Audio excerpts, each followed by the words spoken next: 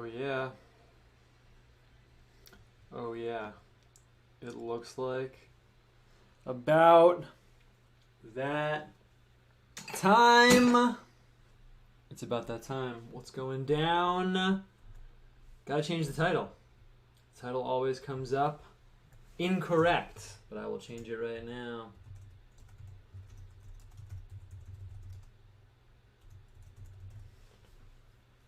Episode 4.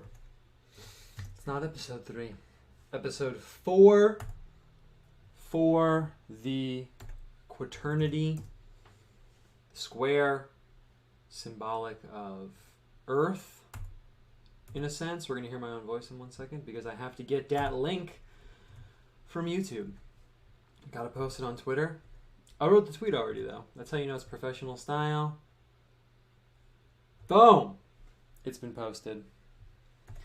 Take a few minutes. This is the pre-show. It's the casual show, but it's also the pre-show. What's up, Tyler? You missed the last one. That's okay. We all have real life stuff to do. Except me. Except me. I'm here every week. Nah, that's cool though, man. Let me know if there's a difference if you watch the recorded version. If you miss the electric energy of knowing that I'm live. Jordy River is here. What's up? Okay. Cool. Honestly, I was kind of missing the casual nature of it, you know?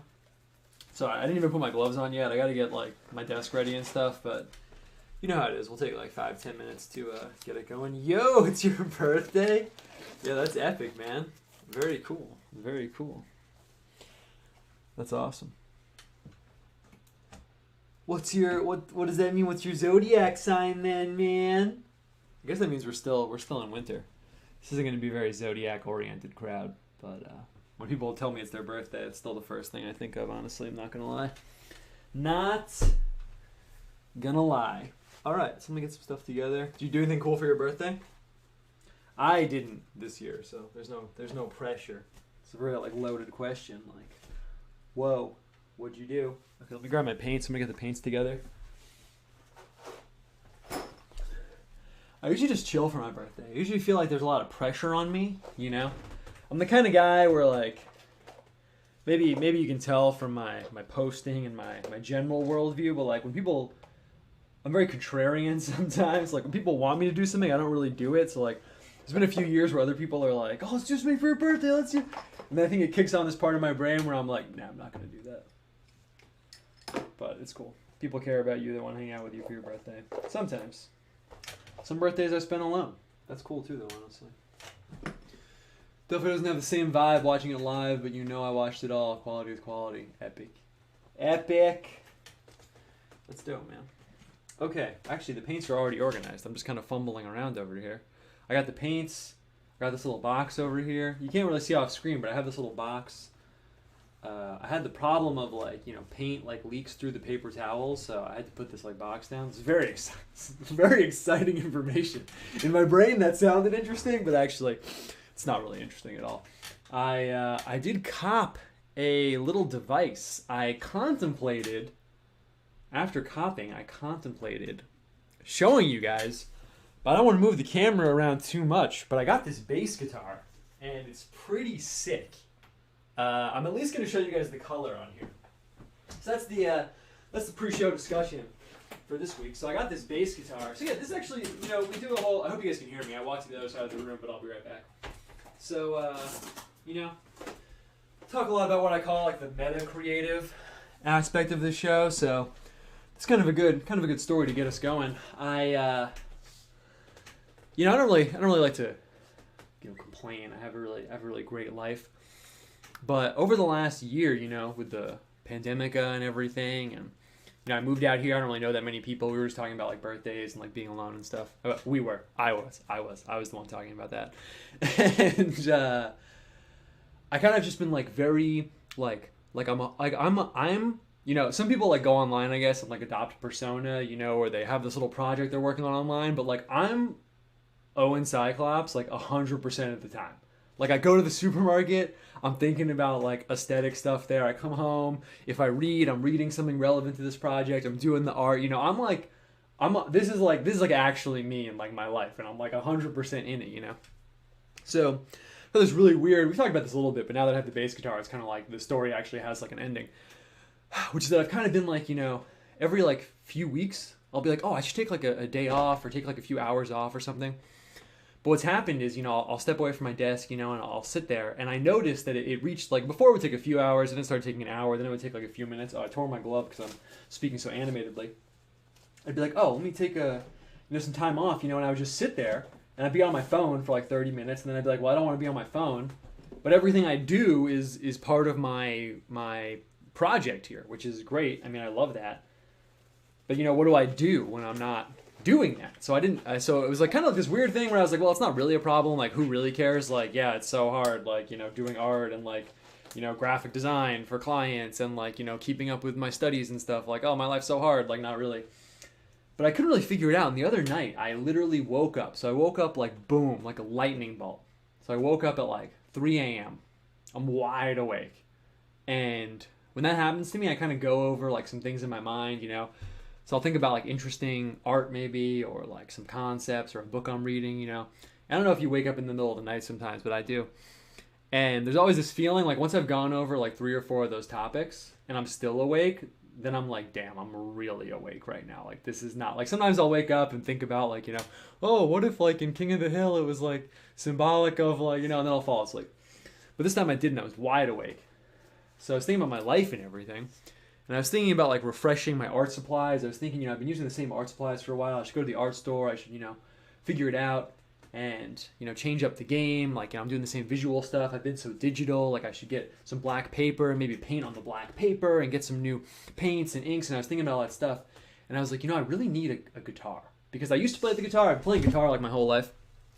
And I didn't bring one. I brought my acoustic out here, but I don't know. For some reason, I don't really vibe out as hard on it. And I really wanted a bass. So I literally woke up at like 4 a.m. and I ordered a bunch of stuff online that has nothing to do with the story or the bass guitar. I was just kind of awake. And then once it got to be late enough, I drove like 2 hours to the nearest city and I just bought this bass. And I kind of couldn't really afford it, but I kind of just said like I need this for like, not to be cringe like HR department language, but like I was like, I kind of need this for my mental health. And the whole point of the story, we'll kick off in like a few minutes. But the whole point of the story is that it's an interesting aesthetic thing because I got to the store, you know, and I'm super amped, right? So I'm going there, you know, maybe you have some hobby. You can imagine you go into the hobby store and you're like, I'm down to drop some cash. I'm doing it. I'm going to make this happen. So I get to Guitar Center and I get to the back in the corner and there's not that many basses there. And I'm kind of disappointed. I'm thinking, you know, wow, I really came all the way here and I didn't even anticipate the possibility that there wouldn't be hundreds and hundreds of basses here. So I'm looking and I really wanted a white and black one.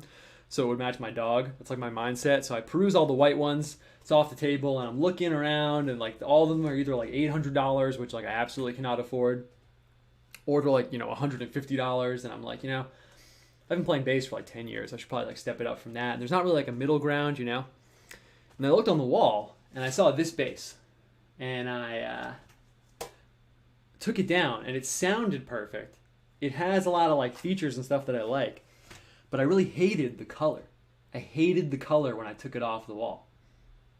So I didn't know what to do when I sat there. I probably sat there for at least like an hour playing this bass, looking at it. I put it down. I looked at it from across the room, and I really wanted to like the color.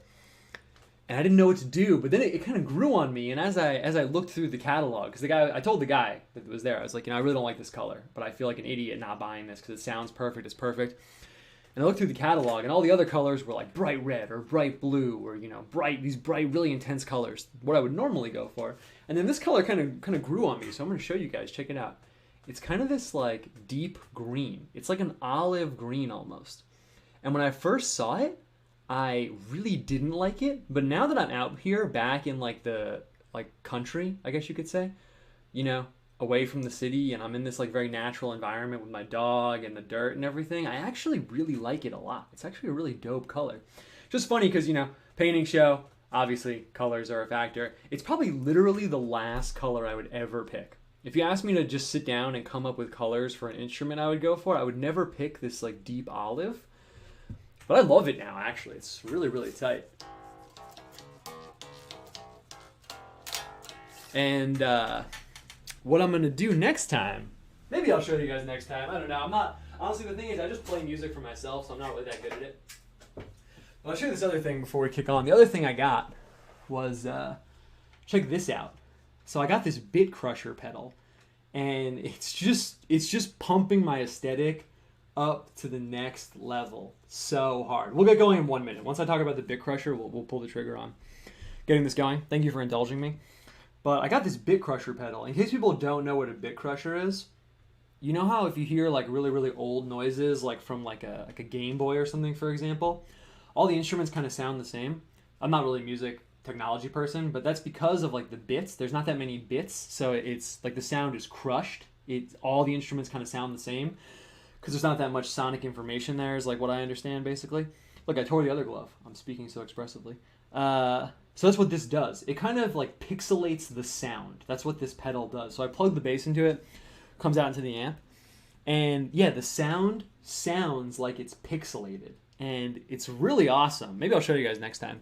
But it's just been interesting, it ties in with the whole aesthetic thing, because I've been thinking a lot about like my love-hate relationship with tech and like virtual worlds and like being online and the sort of like theological implications of all that stuff. And then once I'm ready to clock out, I plug the bass in through this like pixelation pedal, and dude, it's awesome, man. It's so legit. It's really been excellent. Okay, that's the whole tale. That's the tale. Thank you for coming with me on that little walk. That's my sonic situation. But now we must... Yeah, someone had said 8-bit Gregorian chants. Yeah, it's really tight playing through the pixelated pedal because I have a very like music theory background in terms of like the only music stuff I know. So I kind of do think about like, if anyone knows music stuff like counterpoint and like, classical like music theory and stuff. I don't know that much about it, but I know some of it. And that's kind of like what I'm playing with. So yeah. Anyway, good story, but it's time to kick into the visual frequencies mode. Let's do it.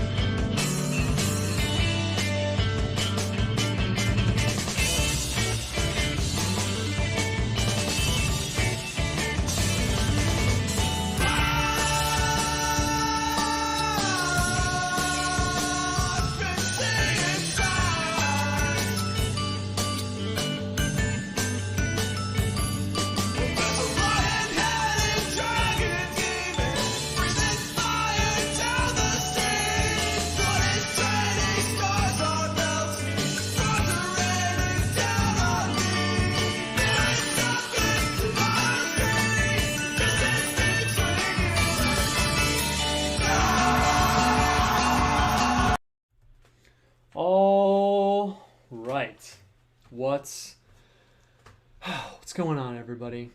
Thank you for coming here. Thank you for being here with me on episode 4 of season 3 of the painting show. The slide said season 2, but I just didn't change it yet because I don't really do animation stuff. And low key, I may or may not remember how I put the intro together, but I'll fix it later. It doesn't really matter. Anyway, man, how's it going? So, in case you've never been here before, you've never seen the show before, you're just jumping in right now, the last week of every month is an atypical episode wherein instead of having prepped some material or something like that, I take suggestions entirely from the chat and we make an image based on what people are saying in there, and we kind of put it together that way. So that means I'm going to talk for a minute right now, just kind of to get it going. But that means eventually I'm going to be looking at the chat, and if you want me to see it, you have to put at Owen Cyclops, like Tyler Prime just did up there. Otherwise, I am not going to see it. People get to talking. I love it. That's great. Foster a sense of community. We're all friends, but while I'm doing it, I can't read the whole thing, so you have to tag me. Otherwise, I'm not going to see it. It also means that in a minute, I'm going to be looking there and seeing if anyone suggested any symbols or anything to get us going, and if no one did, I'm just going to kind of wing it. So if you want to start thinking about stuff, now would be the time. Otherwise, so the last 3 weeks, most of you guys have probably been here. Some of you guys have probably been here. kind of reformatted the show, done it a little bit more formally. So I kick into like a presentation. I have like something I really want to talk about. And it's been very formal. I like it. I love it, actually. I think it's going really well. Really give a thumbs up to my own show. But it's been very formal. And I kind of like hanging out with you guys, like in the chat a little bit and like doing a little bit more off the cuff. So I guess it's kind of perfect. 75% of the weeks will be like that. And then the last week of every month will be like this. So I'm keeping it a little bit casual. I hope that's cool with everybody. I'm not wearing the button-down shirt that I normally wear. Sometimes I actually do wear a button-down shirt. But right now I'm just wearing a tie. And oddly enough, I guess to get us going, I have been thinking about a very atypical symbol. An atypical symbol, maybe we'll pick a symbol to jump off with for the last week of every month, has permeated my life. I have a dog, and she's a cattle dog. And I never really considered the cattle aspect of the dog, that her nature is actually to, be around cattle and like participate in their life. But sometimes when I walk her, I don't know if I've told this story before on the show, but sometimes when I walk her, we'll pass a field of cows. And sometimes there'll be 3, sometimes there'll be, seemingly hundreds, but probably really like 20 in this field. And it's funny because I noticed when we walk by the other day, I look up in the field and every single cow, all of them, no matter how far they are all looking over right at us, looking at her. And it kind of made me think about this, like super physical power she has over these other animals and how they're enmeshed into this sort of natural context. I think they recognize that she's a cattle dog or something. Maybe I'm just dumb and they would do that with anyone, but I think they do recognize that. And I was thinking about the symbol of the cow. I was reading the Egyptian Book of the Dead. There's some cow stuff in there. And it's one of those symbols that I never really thought about. It's always been around, but I never really thought about it. And then I saw this online, and I literally had to cop. I posted it on Twitter. Look at this hat. Are you serious right now? This is my life. Look at this hat right now. The angry, fighting cow. Literally too powerful. Too powerful. So nothing really much deeper there, but I have been thinking about that. So I've been, sometimes I try and poke into symbols that have been under my radar that I haven't fully gone into. And there's something about it, maybe because I live in the country now and I used to live in the city. I was thinking about this like life-giving, docile animal. I guess I've mostly experienced the cow through Indic, i.e. like Indian and really Indian mostly. Symbology, it's a thing in Hinduism. Most people probably know that. In Indian stuff, this phrase that I picked up, it's part of the Buddhist cosmology. There's an island in the Buddhist cosmos where Mount Meru is at the center where all the gods live. And then there's islands dotting around, and we live on this one island. And in this one text I found, the translation for the island that we live on, it was called the wish-granting cow. I thought that was pretty cool. Anyway, I'm just kind of rambling on. Let's do it. Otherwise, on the physical note, I'm not going to change up the materials this week. Eventually, maybe we will get some other materials going. I'll get some other paper maybe or things like that. But maybe we can just paint a little bit looser. I don't know. I kind of just want to mix it up somehow. I just want to keep the visual ball rolling. I have a lot of stuff under the hood right now loaded up in the trebuchet in the back that I can't really show that I've been posting on Patreon. So I have some styles on deck that I'm wanting to unleash soon. But for now, let's just go for it. It's been a while since we like kind of loosened up on the painting situation, so let's go for it. So I'm going to look. Did anyone take my advice? Are there any suggestions in the chat? Oh, let's see. Jordy River. It's his birthday, in case you weren't here for the pre-show. Said a painting based around the golden ratio.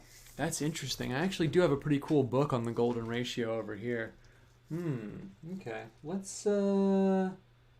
Let's think about that. That would be kind of cool. I didn't put a border down here. I could put a border down and we could launch into like a golden ratio type thing. That would be kind of dope. Actually, I'm going to show off a little tool right here real quick. One sec. Hanging on my wall. Since you mentioned that, maybe it's a little bit too big for us to use for a small painting, but I will show this off really quick. This is it's kind of like a medieval style tool. This is called a golden ratio caliper. In case people don't know what the golden ratio is, it's like a special ratio in art. I'm not going to go much more into it than that. But it's kind of like a self-repeating ratio, and this always points to the golden ratio. It's a pretty cool tool. Most people haven't seen this before. I had to order this from South America when I picked it up. But it's pretty cool because you can take this and you can actually find the golden ratio on your body. So you can't see the digits on my finger right now, but the top digit to the rest of your finger is the golden ratio. And then you also get... See, I have the camera's too zoomed in. I should do like a little thing about this sometime.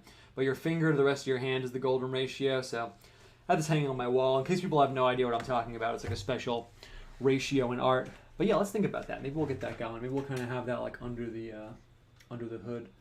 Maybe we'll start out with a golden rectangle or something. A little mathematical thing going on. I have been thinking a lot about order and patterns and stuff like that. Can Christians read the Egyptian Book of the Dead? I thought it was full of spells and magic. Yeah, I'll touch that one too, but I want to get started on painting. 3 kingdoms. I don't know if you mean 3 specific kingdoms, but I'll put that in the cauldron. Golden ratio, 3 kingdoms. Been reading the quadrivium. Yo, that's epic. We'll talk about that too, but I'm still not seeing a jumping off symbol, cow and bee. Milk and honey, prelapsarian vibes perhaps. Yeah. Let's start with, maybe we'll start with the cow. Why not? Let's just start with that. Okay. So speaking of the golden ratio, also mentioned the quadrivium. I guess the other thing I've kind of been thinking about is like order and patterns as an expression of the logos and sort of the divine mind that organizes things. So that's been pretty interesting. And we probably will talk about that a little bit. But let's see. I think it would be cool to start with the cow. I just want to make sure I choose, see what I'm thinking right now. So I do want to kick off. What I'm thinking right now is how I want to start with the picture plane. So this is kind of a meta-creative note. I often feel sort of constrained by, speaking of the patterns of how I start interacting with this plane. So the thing is, if you think about it, if anyone's doing visual art, or even if you're writing or doing music or anything like that, you start with a blank field. And anything can take place in this blank field. So sometimes if I'm trying to mix it up, I try and get past the first few ideas. So you said, a cow, maybe we'll start with the cow. So in my mind, I'm like, oh yeah, perfect. We'll just paint one up right here. But it's kind of like the obvious thing. It's kind of the obvious place that my mind would normally typically go. So maybe let's start at the bottom. Maybe it can be kind of like a long base, and we'll just build up from there. I also didn't put the border down because I thought, like I just said, why not mix it up a little bit? And let's just jump in. I would like to mix up the colors, but I feel like for the cow, we got to go black, right? I mean, we kind of have to. Not to be constrained by anything, but I feel like we kind of have to.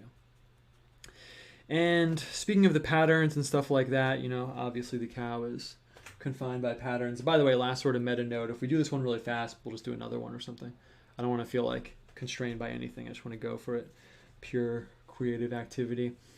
So let's just go for it. I'm just going to throw down the head like this. I just want to see where the bottom of the page is, just so I know exactly where I'm working with. Perfect. And let's just go with kind of like an angular head situation. The cow has these ears. Technically they should be down, but I don't really care. And let's just go a little bit more like powerful and bold than we normally do. We'll just kind of throw down the legs. I'll make it look like a cow via the color scheme that we're going to go with. Maybe we can just get like a little bit looser. It might look stupid, but I don't really care, because the whole point of the show, we haven't been doing enough, is experimenting visually. So if we dial up the experimentation vibe and it doesn't look good, that's okay. Art is kind of different from music in that sense, because if you play something musically and it sounds really horrible, it just goes away. It just like disappears into the ether. But for music, it's not, for visual art, it's not really like that. If you make something that looks bad, it's like right there in front of you, and then you have to look at it. So I think that often constrains people from trying new things, but it shouldn't. And then for the pattern, it's kind of interesting. I've been thinking so much about patterns. My intuition is to do something like atypically orderly on the back of this thing. So maybe we can get kind of like a wave pattern going on. And if I want to change up the way we're interacting with the picture plane, I can kick out the black via the watercolor. It doesn't have to all be like straight white and black. I can get some grays in there. I can get some of the texture in there. And I have all these symbol books sitting next to me, so if we hit an interesting one that we want to look up, we'll do it. I would have done it for the cow, but I kind of just wanted to get going. Let's see. With that a little bit. Perfect. This looks cool. Something about the black and white nature of the cow is intriguing to me as well. But actually all the cows near my house are just dark. They're just black. Could put the udder in. That's like a big call. I don't know if we're going to do it, though. Actually, I guess all cows have udders, right? Because otherwise they're bulls. So maybe we will put it in. It's kind of like weird to put it in. It feels weird, but I think that means that we should do it. So let's just do it. I'm going to throw in these blacks. The cow is one of these animals, kind of like the rabbit, where as long as you get like even just its general characteristics in, it looks like a cow. It doesn't really even matter what shape it is. I say that about the rabbit too, because if the rabbit, even if it's just a lump, as long as you put the ears in, it still looks like a rabbit.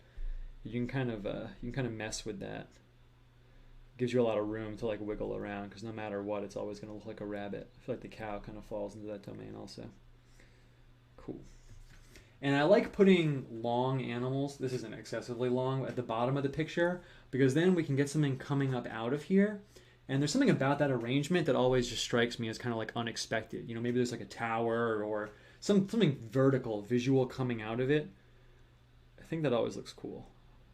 A really long time ago, I drew a tiger at the bottom of the page, and I drew like a woman sort of coming out at the top of it, and I think that always kind of stuck with me. I thought it looked pretty awesome. Cool. Let's make the nose black. I don't know if the noses are really black, but I don't like the look of that there. Perfect. And let's put in the udder. Let's do it. It feels weird, and I feel like that means that we should do it. Milk symbolism is kind of like a weird thing. It's kind of strange. Fits into Bible stuff, though. Land of milk and honey, obviously. And let's, change up the color palette, too. We've been really in the world of what I would say is like my mineral pigments color palette. Oftentimes I'm thinking about literal mineral pigments and medieval painting and stuff like that. But I think we should change it up, and nothing's going to change it up more than this. This is like this, not electric pink, but it's like a magenta. And there's definitely not a mineral that I know of that's that color. So we'll break out the magenta and see what we want to do. Okay. And I haven't looked at the chat in a second, but someone said, can we give the cow a bell? Yeah, it's a really tight idea. We are going to do that, actually. I'm just going to throw this down here.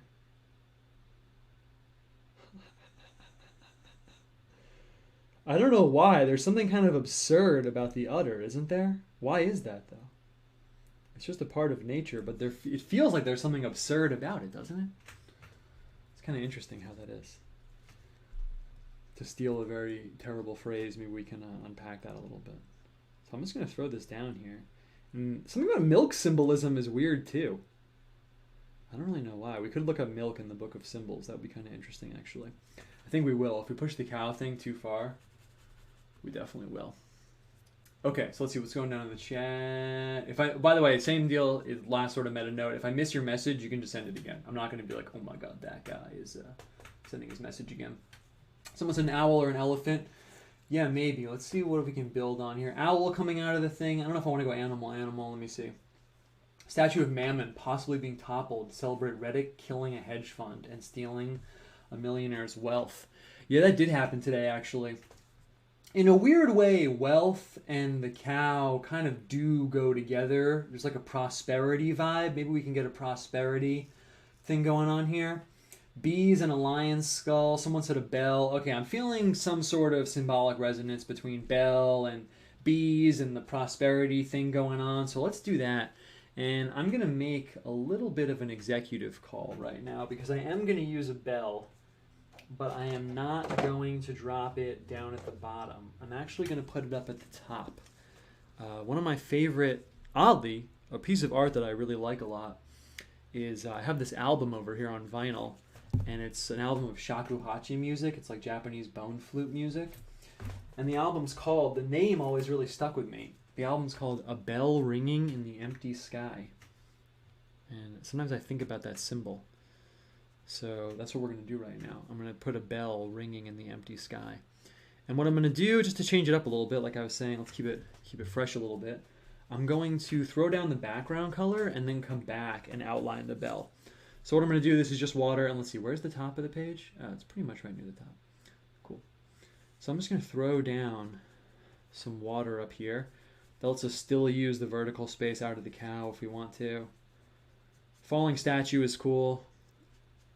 Someone said that, so we'll see if we want to use that. Now that this is wet right here, I'm going to come in and paint in this bell color. It might fuzz out like way too much, who knows, but let's see. Yeah, it's kind of perfect, actually. but I wanted to fuzz out a little bit too much, and then I wanted to come back and paint in the outline of it. I actually wanted it to be more fuzzy than that, but I guess that's not going to happen. It's sort of the law of working with water and paper. When you want it to be controlled and you want the water to not affect it, it affects it a ton. And then when you want the opposite, that doesn't happen either. This looks pretty cool though. Get this going down here. Nice. And then once it dries, like I said, we'll come back and just throw the lines in. You'll be able to see what the deal is. B. Let's see what else is going on. B, a lion skull. I really like the idea of an animal skull. That is pretty cool, but I don't like to look up things while I'm on the show. I guess I could guess what a lion skull looks like. I'm going to pause that one too. If we're going pasture animal style, lamb is cool. Jesus, yeah, that's true. Give the cow a bell, because the udders are weird alien looking boobs. Yeah, that's true actually. Bell could have a crack. Okay, let's see. I like the bee thing. I actually did a piece of art with some bees recently. Let's we'll put a bee over on this side. Put a bee over on this side. And I guess, interestingly enough, the bee almost is similar colors to the cow and the bell. So I want to kind of marry the bee to the bell. So I'm also just going to put in this yellow fuzz. We'll throw the bee in there. And if we think of another yellow thing, that'd be perfect, because then we have the bee and the bell. Maybe money. Gold is kind of... I'm just going to throw in the outline of the bee with the stripes, and we'll come back with the black in there in a second. It's a cool Eastern myth about a dragon pearl being hidden in a barrel of rice, and the barrel becomes bottomless with rice. It's pretty cool, actually. Snake skin. Okay. Perusing them isn't really working, so I'm actually just... I forgot that I'm not supposed to be curating. I'm supposed to just be going with what people are saying. So let's do that. It actually makes it work a lot better. So, snake skin. Actually, I like a snake skin, so let's do it. I forgot that I'm not supposed to be curating. It's been like a month or two since we've done this. But a snake skin is a good call, and I am going to use that. Let's throw it in. I'm just wondering what color. Maybe we can get it working with the brown. You think we can make the brown look like a malted kind of snake skin? That'd be cool. Let's see. Perfect. Snake skin is an interesting one because I only ever use the snake. I never use the snake skin. And in my mind, I'm trying to tell if it still has the like negative snake quality, or if it's been stripped of that and it just has the like rebirth symbolism of the shed skin. So let's see, I'm actually going to throw the snake skin down like a bowl on top of the cow, and then I'm still thinking we have that vertical space, but if we don't use it, we don't use it. And how can I make it look like a snake skin? I guess you kind of have to get that papery, kind of crackly shape in. It's sort of like a crackly snake.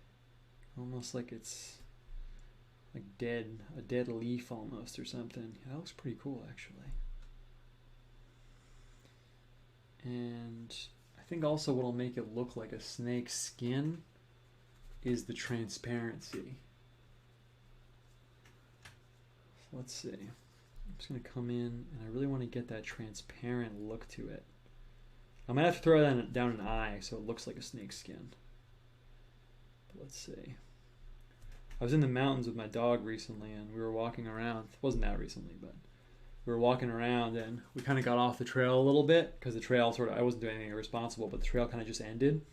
There's this moment where I was like, wow, there really could be a rattlesnake out here. And I picked up this big rock, and I was like, well, if it comes down to it, I will try to kill a rattlesnake for my dog, as she would do for me. There we go. Yeah, getting the eyes in here makes it look like a snake skin. Perfect. It's really dope. Okay, let's just keep going. If you suggested anything and I skipped over it, feel free to say it again, because I'm going to stop curating. I'm just going to go with what people say in the chat. This is prosperity themed, a river would work. Yeah, let's do that actually. Somehow the blue is really going to punch this up.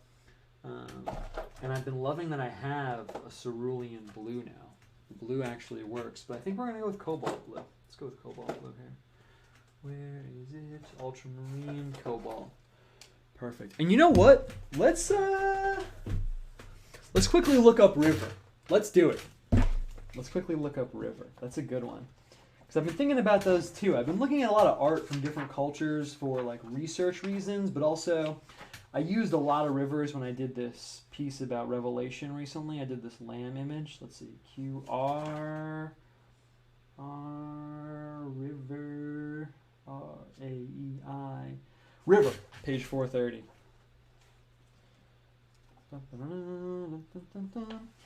And there's something kind of like, what's the word I'm looking for?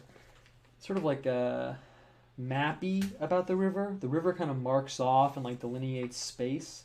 And I always use it in this very particular way. Like obviously the thing I would do is I would come here and kind of put it coming out of the cow at the bottom. But let's see if we can change it up a little bit. And I'm actually just going to break this out really quick. So usually when we do this, we just read the beginning and the end. I don't want to get stuck in the book, but let's see what it says. It says, one cannot bathe twice in the same river because already in his inmost recesses, the human being shares the destiny of flowing water.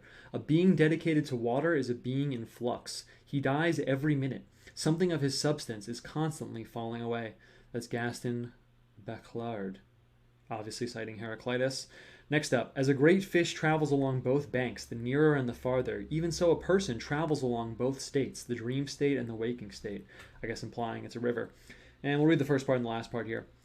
Orinoco, Achelous, Mississippi, Nile, Ganges, Hudson, Danube, I've been there by the way, Styx and Lethe, names of moving waters flowing between two banks, rolling as time itself, as if veins of the great Mother Earth. River is vital fluidity. The rivers move through both the upper world and the lower world, over ground and underground, inside and outside. Rivers of fertility and prosperity, rivers of forgetting, rivers of binding oath, rivers of commerce, rivers of blood, and rivers of water. Rivers of rebirth, rivers of death, rivers of sorrow, all presided over in our mythic history by beneficent deities, dreadful nixies or changeable river spirits. Rivers have been central to civilizations locating along their banks, offering fresh or freshening water, living fish, clay, fertile soil, going on and on and on. And the last part, oh, perfect. The waters of the river can promise rebirth, as the river Jordan was a baptism of souls into a new life in spirit. Quote, shall we gather at the river? Cool. What's the image here? Sometimes it has cool images. Just got a long scroll down here. It's pretty cool. All right. So it's kind of a cool... I like the idea of river as a place where civilization happens. And as like a changeable, mutable, kind of mercurial meeting space. So I'm going to do something unexpected, for me at least. Maybe not unexpected for you. But let's... I'm going to put the river like this. I'm just going to put it going vertically, oh shit, in this space right here. Let's see how that goes. I guess when I think of Bible rivers, my mind goes to baptism and also in Revelation, where there's rivers kind of like flowing out of a hill, if I'm not mistaken. Life-giving waters, living waters. I always think of the phrase living waters, and that's a really cool phrase. And if we really get into it, we could even put like a guy, like a little figure in the river. But for now, let's just throw it up here. There's some interesting kind of sort of like symbolic tension in a way between the river as like a creator of civilization, like the Nile, and then the river as a place of baptism. I guess in my mind somewhere I think of baptism as kind of like a refuge from civilization in a way. I don't know if that's inherent or if that's related to my relationship to my own civilization, but it's kind of interesting. That looks really cool. And maybe we can even make it bleed up a little bit into the bell up here. That's pretty awesome actually. And I almost also want to get a horizontal one going on. I can't tell if we should wait though and get a few more things going. Let's not like lock ourselves in too hard. It would also be cool actually. We could get a river of like a milk or something. I'm not going to push it. I'm just taking suggestions, but we've got the cow thing, river, milk, you know, obviously kind of heading in a certain direction, I guess. The rebirth aspect of it would be powerful. Someone said twins. Yeah, that's cool actually. Let's do some kind of twin figures. That's cool.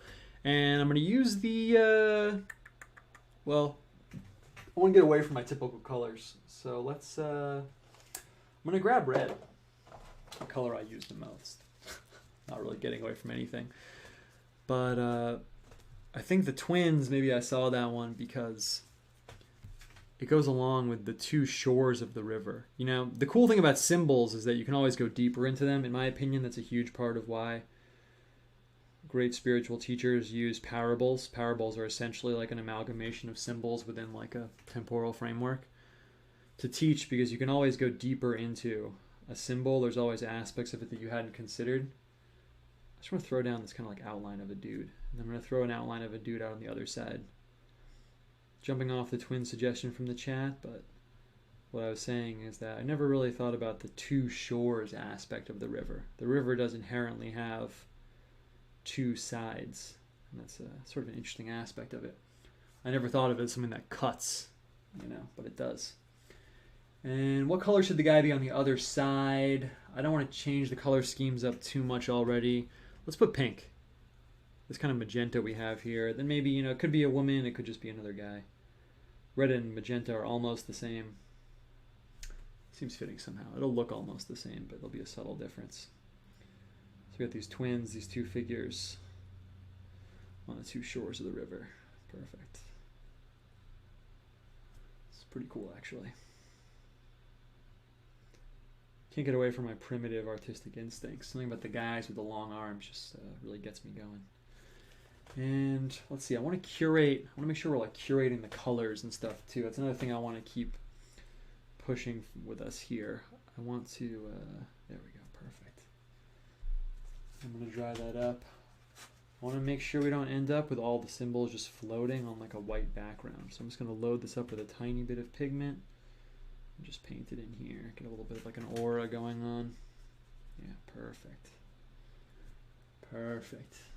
Maybe we'll just have it coming all the way around. Subtly. I guess twins is also in and of itself an interesting kind of symbol. I just kind of use the duality, two people aspect of it, but there's something kind of interesting and weird about twins. There's always a very interesting sort of mystical connotation to it. Offhand, I can't think of two twins in the Bible. Maybe there is somewhere. But in other places, other times, people always kind of have a weird kind of trippy instinct about twins. I don't know if anyone is a twin, but from the outside, if you're not a twin, it is kind of an interesting thing. Okay, perfect. Perfect. Nice. It's pretty cool, actually. This is pretty cool already. Okay. Let's see. This prosperity river would work. Rebirth aspect would be powerful. Yes. Can we throw in one of those big biblical whale fishes in the river? Yeah, it's pretty cool, actually. Let's do that. Let's do that. I'm kind of torn. Big biblical whale fish. We could have it coming out of the back. If we do that, so I know you said in the river. I mean, I could like squeeze it in here. We could kind of squeeze in the big fish, and then it's going up to the bell. So we're hitting a crossroads right now in terms of the picture, because I could do that, or I could put it big like this, coming out of the side, coming out over here, and then it would be in the background of the cow. Can't really tell which one I want to do, honestly. Well, you said in the river, so I think that'd be cool, actually. It'll be almost up near the bell. It'll be black. It'll draw a lot of visual attention up here. Let's do it. If we do the big one, then, you know, we kind of locked in like a lot of the picture already, which is fine. I said if we finish early, we can start a new one, but let's see. I'm gonna throw it in black, which means I might fill it in black also. And let's see. I'm just gonna put in, it actually stands out nicely on the black. So I'm gonna come down here. Cool. Cool. It's pretty cool, actually.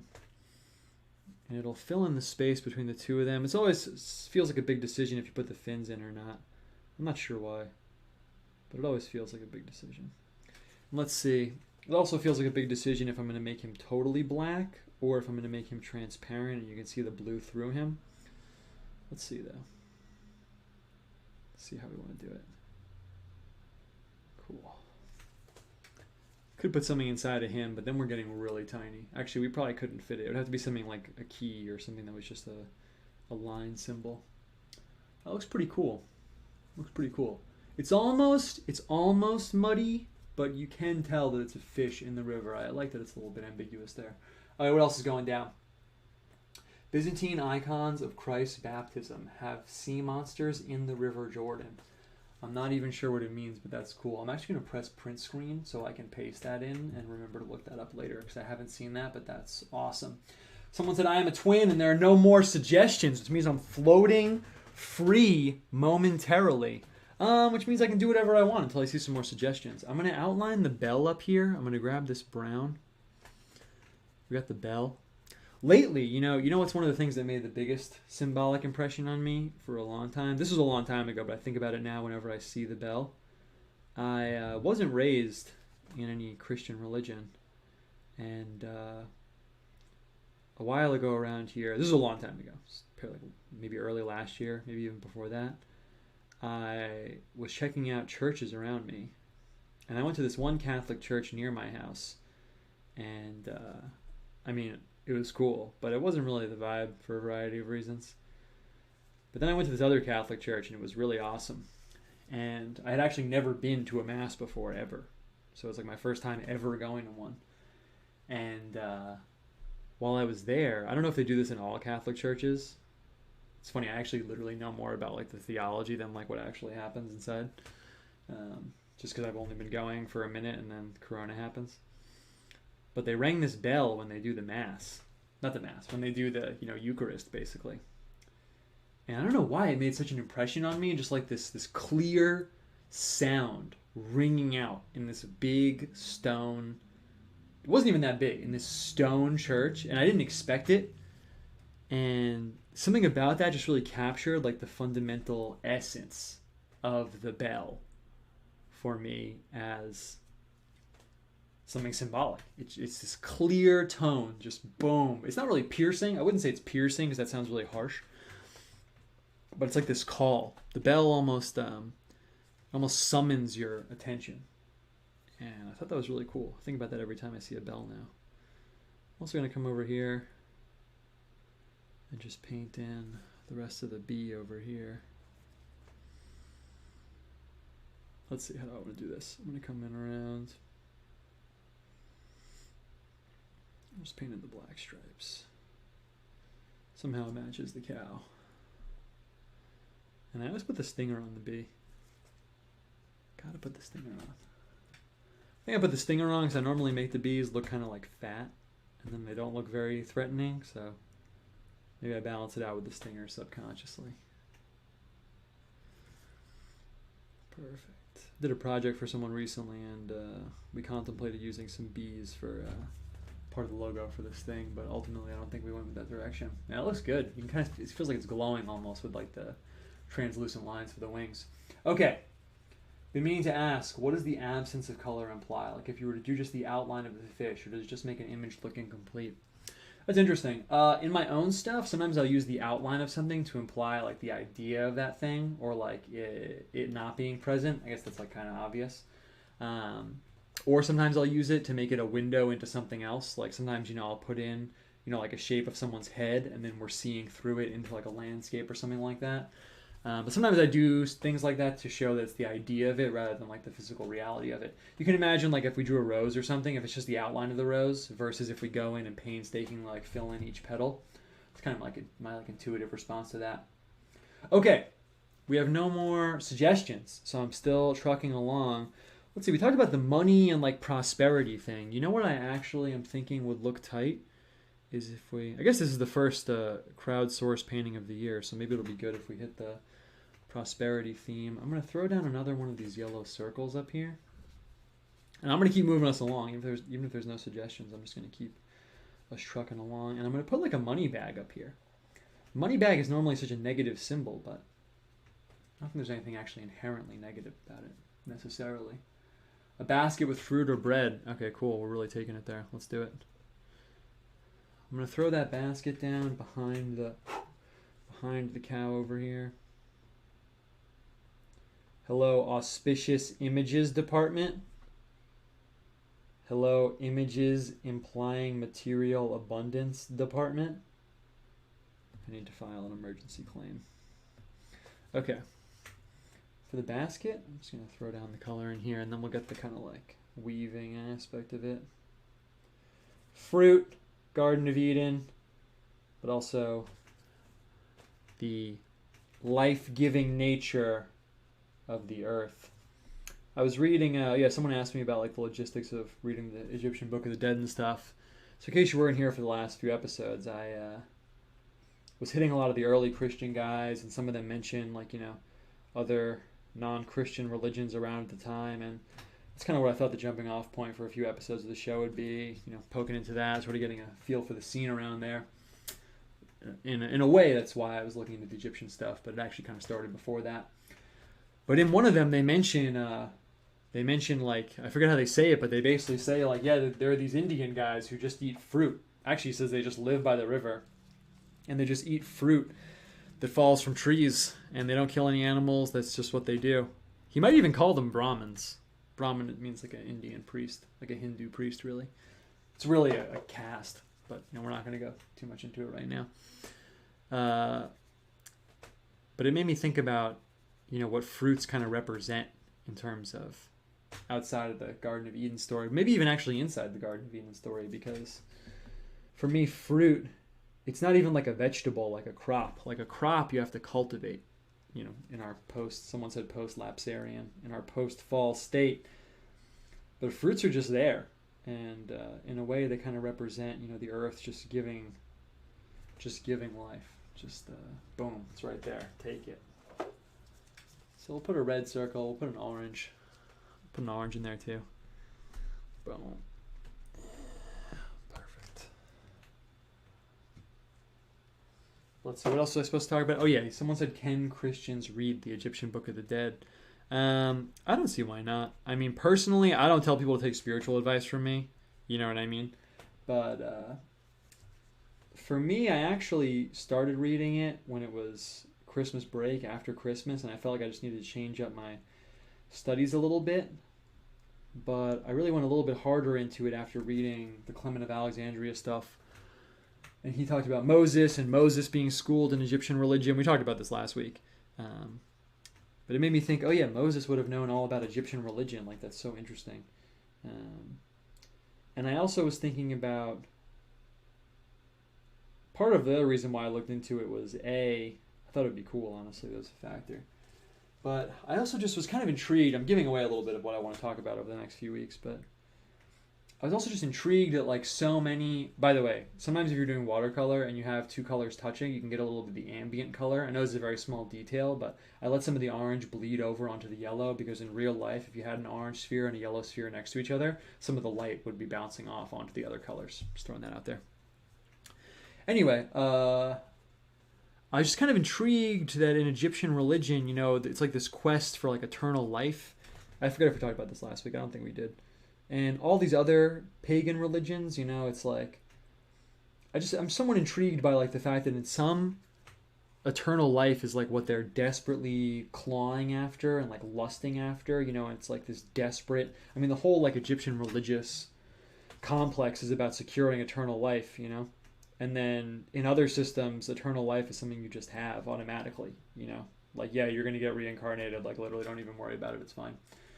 And Egypt's place in the Bible, Egypt plays this really interesting role in the Bible where, Joseph goes to Egypt, and then later the Holy Family goes to Egypt. I don't know. That was kind of interesting.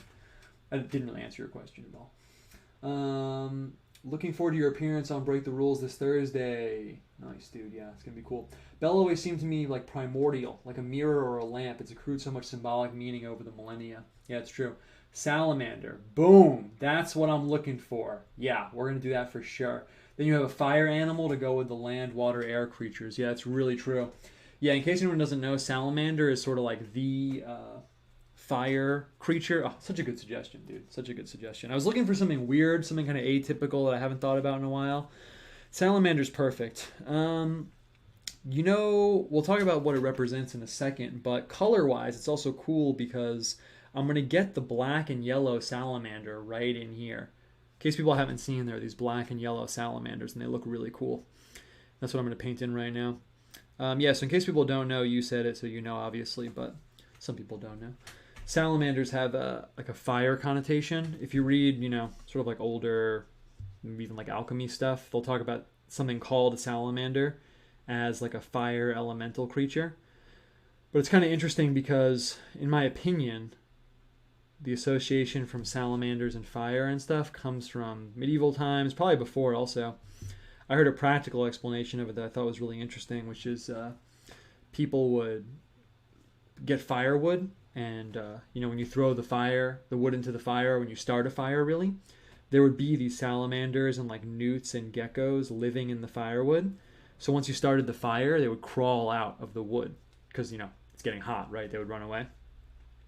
So people saw that and thought that the lizards actually came from the fire.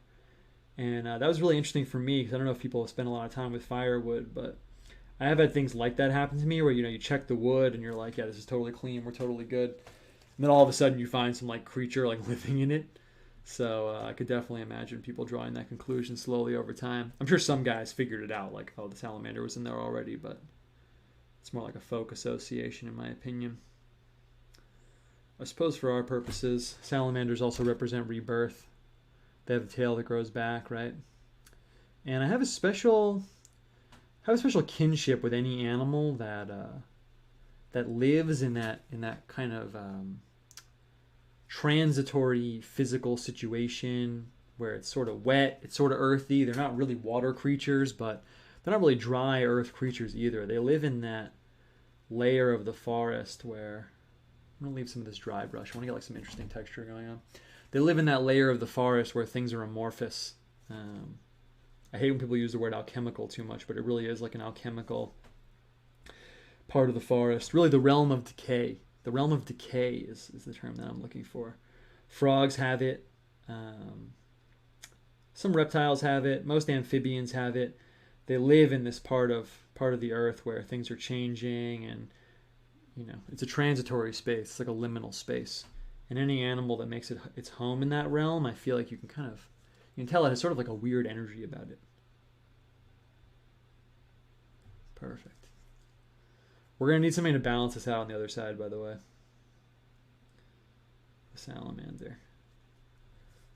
The gecko. Perfect. Just kind of went for it with the black. And now what I'm going to do is I'm also just going to go for it with the yellow. I don't know if people have seen these salamanders where it's black and yellow, but I'm going to see if I can get the yellow into the wet part of the black. I actually don't know how it's going to look, but let's see. It looks okay. Maybe I should wait, but I'm not going to. Just going to get it in here. I really want it to like bleed out, but it's not really doing what I want. So if we come back and we paint the yellow in again, it's not a big deal. It's probably what we'll end up doing, but I'm not going to give up just yet. Sometimes if you try a new visual thing, it doesn't look that great at first, and you have to push it a little bit. I did this picture recently where I painted this image of a storm, and I got about halfway through and I was like, man, this does not look good. I used this tiny brush and I was looking at the texture of the storm that I really wanted to capture, and I was thinking, I really should have used a big brush. This is a huge mistake. But I kept going with it, and I think eventually the small brush actually started to play out in my favor. So sometimes that happens. Sometimes you have to just kind of keep pushing along, and you can start to make it. You can sort of pull it out of most situations. See, at first I really didn't like this sort of like messy texture, but see like how this dried, it actually looks kind of cool. It actually almost looks like a lizard skin or something. So if I just said forget it and given up. Yeah, it's pretty cool. And I might even blur the edges of it. I'm not sure. Kind of neutral on it right now. It's like when I look at another part of the picture, the texture looks really cool, but when I actually look at it itself, the texture could be a little bit tighter. But let's see. Could put it on fire too, but then, then we got a whole situation going on. Someone said a bird of some kind on the other side. Yeah, that would be really tight actually, because what we're going to need to balance this out, what I think I'm going to try and do is, I got a few options right now. So what I'm thinking picture-wise, so now I got this really black thing over here, and before the cow being black and white, i.e. the area of highest contrast, is really standing out, but now it's got like this competition for the visual focus. So that means I have two options. I could sort of outline the cow in like a brighter color, or I could do the opposite. I could tease out some of the black and get sort of like a gray aura around the salamander. So I either want to turn up the visual contrast with a bright color here, or turn down the visual contrast over here. I'm not really sure which direction I should go in. Let's see if I can tear it. I keep saying tear, like pull out some of this black. Let's see. Because actually it might look kind of cool if we can get maybe even some of the yellow out. Just gonna kind of go for it. Let's see. Perfect. Perfect. Yeah, it looks really cool. We'll see what I want to do with this kind of gray, this gray and yellow that we're pulling out. A lot of the yellow came out, more than the gray actually, but maybe that's a good thing. And I want it to function as a background, not as an outline, because I'm not trying to highlight this. I'm actually trying to do the opposite. So I want to make sure it doesn't read as an outline, which it sort of is now, but I think if I pull it out, it looks pretty cool. Gray and yellow is a really good color combination. Yeah, that looks really good. And then for the other side, on the other side of the cow, yeah, we could get some kind of black bird. That would be really cool, but I'm not supposed to be leading the painting. I'm supposed to just be following directions. Yeah, I could even make it darker around here. I'm just picking up a little bit of this color. That looks pretty cool, actually. But I could even make it darker. Maybe I should just not push my luck, you know? Can't tell. Any black, if you have any black pigment, when you get it to release into gray, that's when you get these really like nice colors. It's actually funny because it's really hard to get good grays. Oh shit. Whatever, we'll just roll with it. And it's sort of cool that that happened, because now, you know, what you really want, what I never really get when I'm painting live, I guess, because like I don't want to say I'm scared, but I'm like, you know, conscious of how it's turning out. You really want kind of 1 foot in unintelligibility, and then you sort of want the image to come out of that. You want that interplay of control and chaos. And that's often what's hard to get. Like even the tail, you know, think about it. Like if I obscure the tail over here, if I obscure the foot, no one's going to look at this and be like, whoa, what is that? I can't even tell what it is. You know, so you can push that element a little bit. Yeah, it looks really tight. It looks really tight. Okay, we'll leave that for a minute and see how we want to keep that going. Okay, let's see. Okay, bird of some kind, maybe a swallow.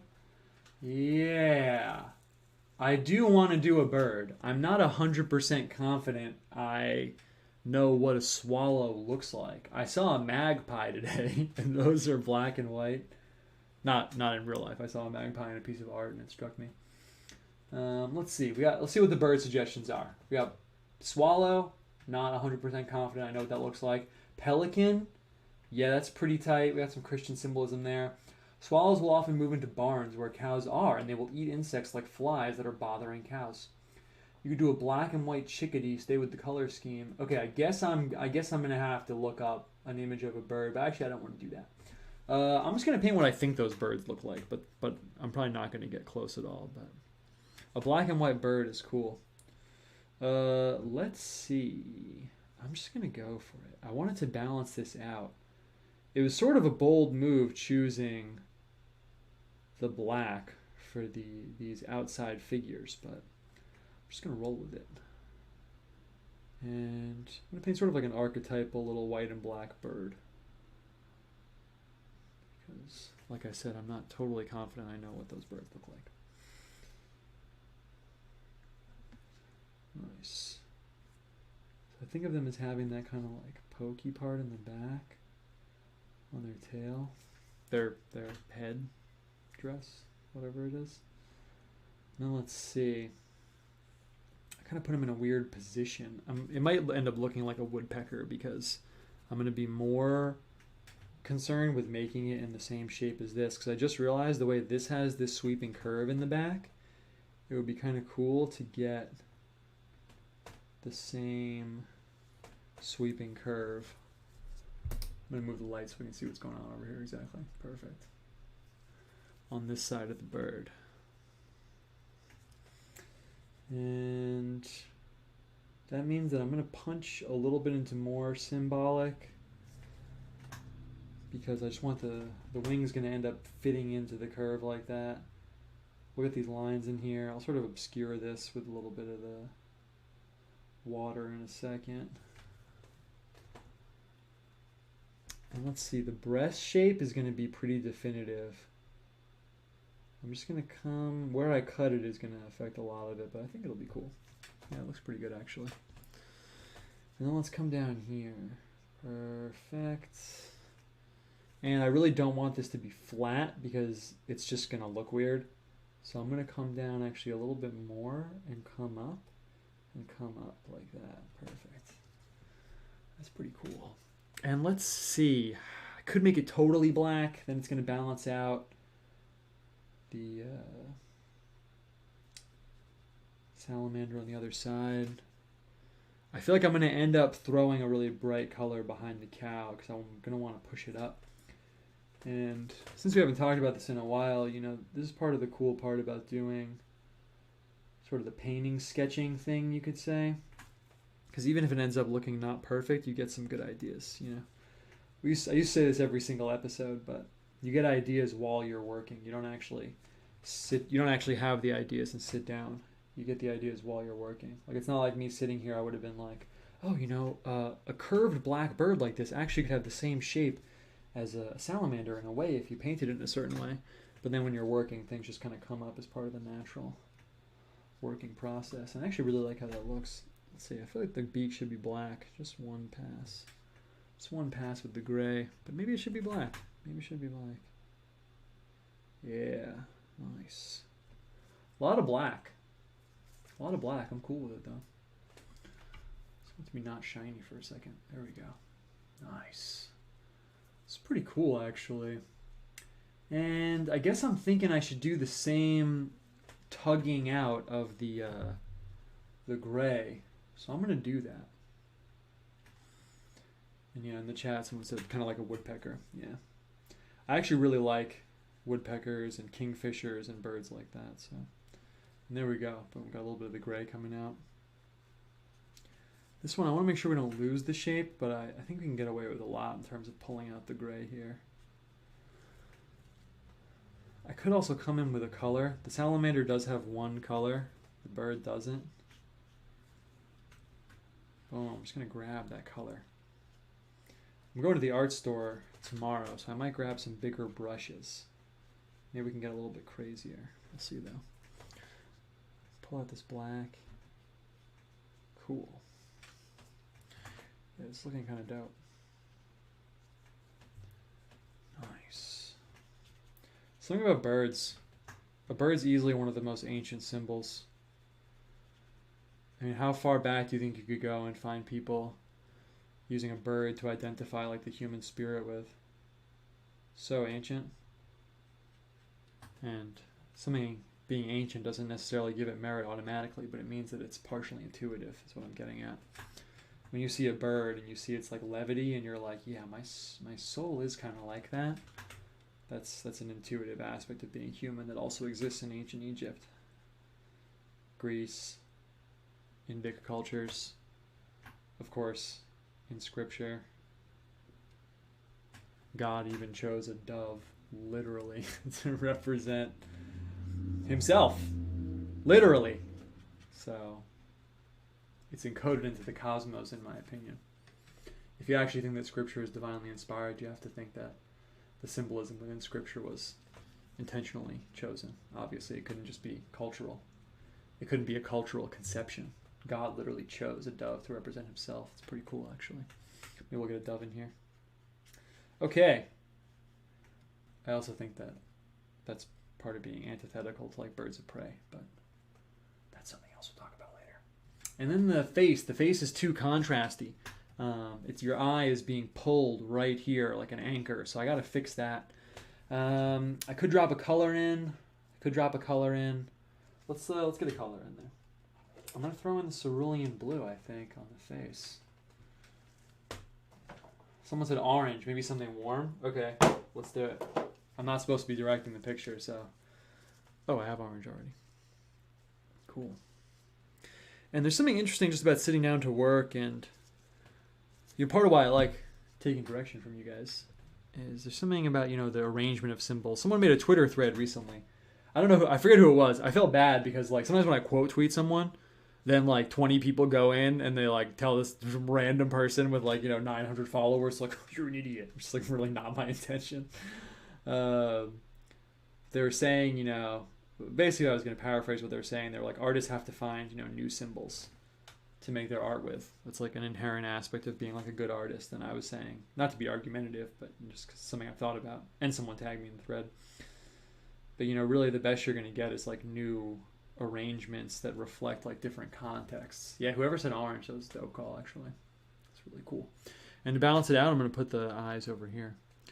So like what I was saying was you're never going to find new symbols full on, but they can reflect your temporal situation in a new way. Someone even today responded to one of my tweets, and they were like, yeah, I'm trying to write a book, but that looks so dope. They're like, yeah, I'm trying to write a book, but I feel like all the books have been written, That's kind of what they said.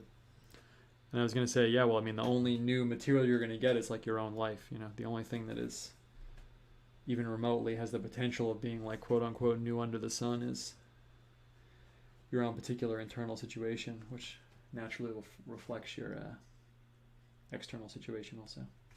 That's the only new material you're going to get.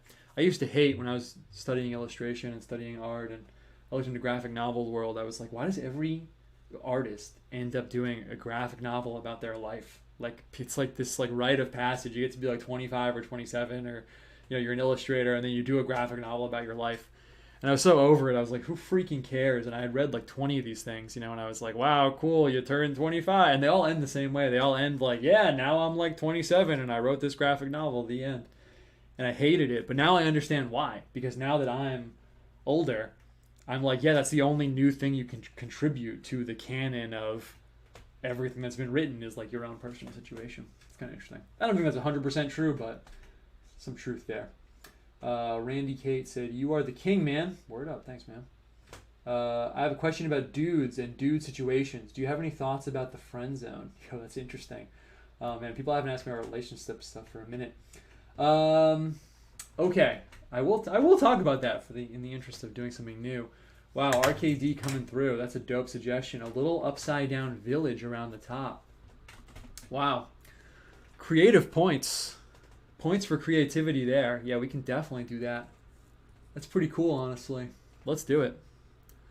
I'm going to throw down the horizon. Okay, so if we're going to do upside down village around the top, whoever asked me the friend zone thing, if you want to be more specific, you can. Otherwise, I could just talk about that. If I'm going to do a village around the top, I'm going to throw down like a dirt color. And then I might even throw down a little bit of a grass color just to make it clear that it's ground up there. And then we'll put some upside down buildings. That's a really, really tight idea. Very visually creative. I'm not just saying that like, good job. Actually it's kind of cool. Okay, so let's see. Where's my horizon? It's right here. Perfect. Oh, yeah. So someone asked me about the friend zone. It's an interesting question, man. I don't know where to start on that because it kind of ropes in a lot of different topics, I mean, I definitely think that I think it's a real thing in a sense. Usually if there's some people, I feel like some people when they hear about like relationship-y or like social hierarchy, like memes kind of like that, like people have this very like dismissive reaction, at least on like the normie internet. It's not where we are right now, just for the record, but like someone was posting this thing today about like Sigma males. I don't know if you guys saw this meme about like they're kind of like alpha males, but they're different because they're more like loners basically. I'm not really making fun of it. I'm just like oversimplifying it. And you get all these like normal people on Twitter being like, oh my god, what's wrong with these guys? Like, who obsesses about this stuff and things like that. But I think normally when people notice some kind of thing like that and it becomes sort of like a meme about like social patterns and stuff, it normally at least is someone noticing something that actually exists. Part of the function of things like that is like they don't really get passed on unless it is documenting some kind of like observable situation that people see and resonate with. It's sort of like a dangerous line of reasoning, but I actually do think that's true. By the way, also while I'm putting this darker layer up here, you can see in Japanese woodblock printing, they would often do this thing where there would be a dark layer at the top of the sky, and what it kind of does is it keeps your eye in the picture. You can feel your eye start to like drift out, and that dark layer keeps it in. So actually, just when I did that right now, even if you're looking at this on like your phone or computer, you can feel that effect. Putting this dark bar up here, it really like cages your eye in a good way, and like lets it sort of roam free within this like marked off space down here. Anyway, I don't know, man. It's kind of hard for me to jump into that because I feel like it encompasses like a lot of things. I feel like the term friend zone, which I haven't heard or thought about in a long time, is normally used in the context of like, yeah, I'm like trying to get with this girl and she like friend zoned me, you know, like she just thinks of me as a friend, you know. But for me, I guess for relationship stuff, I kind of think there has to be sort of like that spark there, I guess you could say. So I guess I'm changing my glove right now. So I don't really necessarily think of things like in that context where like everyone's on this sort of like neutral level, and then you can sort of, you know, push for a relationship with like anyone and see if it plays out. I guess I have that idea very strongly because I've seen a lot of people go through courting. Sounds really weird, but you know, when you're in like your mid-20s and you know, whenever, I don't want to say exactly how old I am, but I'm older than that now. And you know, you see people like try and force a relationship and then it doesn't work out. Like, you know, that's really the only insight that anyone older than you has, by the way. Not that I'm older than you, I don't know how old you are, it doesn't really matter. But just in general, like, I feel like after a while you see like patterns play out with people and relationships and stuff. So when I hear that term friend zone, I kind of think of someone trying to make it work where there like isn't a natural like resonance between those two people, which I've seen happen a lot. It also kind of plays into like what like masculinity and like how men like present themselves and stuff like that, which is like a whole nother interesting topic. But yeah, it kind of touches on like a lot of things. I'm not really sure where to like jump off into that. But I definitely do think that most of that stuff has like some validity. Right now you can see this green is really, really intense, so I'm going to tone it down. You can see it's like nuclear. I'm going to hit it with some of this brown color just to tone it down like a little bit. If I think of anything else interesting, I'll jump into that. I want like an angle there instead of me just rambling. What's a school of visual art you're interested in but haven't dived into yet? That's interesting. Dived into in the sense of like talked about it, or just dived into in the sense of researched it. Honestly, I really want to go harder into like the Carolingian manuscript stuff. That is like very much so my wheelhouse, but you know, if you show me like Mannerist art or like Renaissance art or European oil paintings or all that stuff, I really can like go off about it. But by virtue of a lot of it not being in manuscript in museums and stuff, I actually don't know that much like academic knowledge about you know, sort of, I guess you could say like 400 to like 1000 AD Europe. Like I love the style and I have collected a good amount of visual material on it and I really identify with it like spiritually. I talk about it a lot on here. But I don't know as much as I want to about it. Let's see. Other schools of art I haven't really gone into. It's hard for me, man, to think of something like that because at this point I've kind of poked into almost everything in some sense. I guess that sounds like really arrogant, but you know, it's been like, it's like me at crypto trying not to like date myself, but it's been at least like, you know, 10 years of me being like obsessed with visual art every day. So over that time, I've pretty much looked into most things, or if you start hanging out in museums a lot, you're around most things. Maybe I could say ancient art from certain cultures. I've seen a lot of it, but like ancient, like Asian stuff. It's kind of hard because the real answer to that question is like, I haven't gone into a lot about certain theoretical aspects of certain ancient theologies that we don't really have records of. You know, in any civilization or culture, as you go back into the distance, it recedes into like the darkness of prehistory and it just gets like totally speculative. So like I know about the material aspects of it. Like, you know, I can look at something from like, you know, ancient China or, you know, ancient Mesopotamia or something and say like, oh, it's made in this way, it reflects like this material influence, and oh, look at this, that's, you know, it's Neo-Assyrian or whatever, you know. But then it's like, well, what is this thing even, you know what I mean? You find some like, you can go back even further than that. I'm thinking way further than that, so I'm kind of like thinking while I'm painting. Like, you know, I saw this lion carved that was like from like 30,000 BC Germany or something like that. I don't know a lot about that catalog of like hyper ancient artifacts like that, because that steps outside of the domain of art history and really becomes like anthropology. It's a good answer for your question. So things that step outside of the domain of art history and go into anthropology, I haven't perused to the extent that I would like. Like what I just described, you can probably look it up. If someone Googles like, you know, 30,000 BC, or maybe you could just Google oldest European sculpture lion or something, you'll see what I'm talking about. It's like a very like primal carving of like a lion, at like the end of a stick almost. And things like that are pretty interesting to me because, like I said, there's no obviously book written about what it is. People probably know those ancient like fat women sculptures and things like that people post online. And people take it for granted that those are like religious items, but that's not necessarily the case. It's purely theoretical. You know, like Venus of Willendorf is a great example. Someone found that. That's like the prototypical, like stereotypical fat ancient woman sculpture. I don't even mean that in a mean way. It's just like literally what it is. And, you know, some anthropologists said, oh, this is obviously like a religious item. But if you're critical of that, then you think, well, why are you saying that? How do you know it's a religious item? Maybe someone made it to, speaking of the friend zone, maybe someone made it to, you know, have a woman mate with them in like, you know, 40,000 BC or something. How do you know? The Cycladic women, that's like super ancient. What is it? Why does it look like that, you know? So yeah, I guess you could say where art history bleeds into anthropology is something I would like to go deeper into. If you're thinking school of art, it's kind of impossible for me, honestly, to say something that I haven't at least poked into a little bit. I guess that sounds arrogant. I could go deeper into all of it. I'm not really an expert in a ton of things, obviously. But if I'm thinking like Islamic calligraphy, I've hung around it, I've seen it, I like it. I don't know a lot about it, but I've seen it. Asian art, I've pretty much, you know, I've seen a lot of it. I guess you could say like it's like hung out with, you know, they're like people. Maybe I don't know everything about that person, but, you know, I went to the bar with them a bunch. I know their vibe. So yeah, it's kind of a windy answer to that. Man, the village on the ceiling idea is sick. That was a really good idea.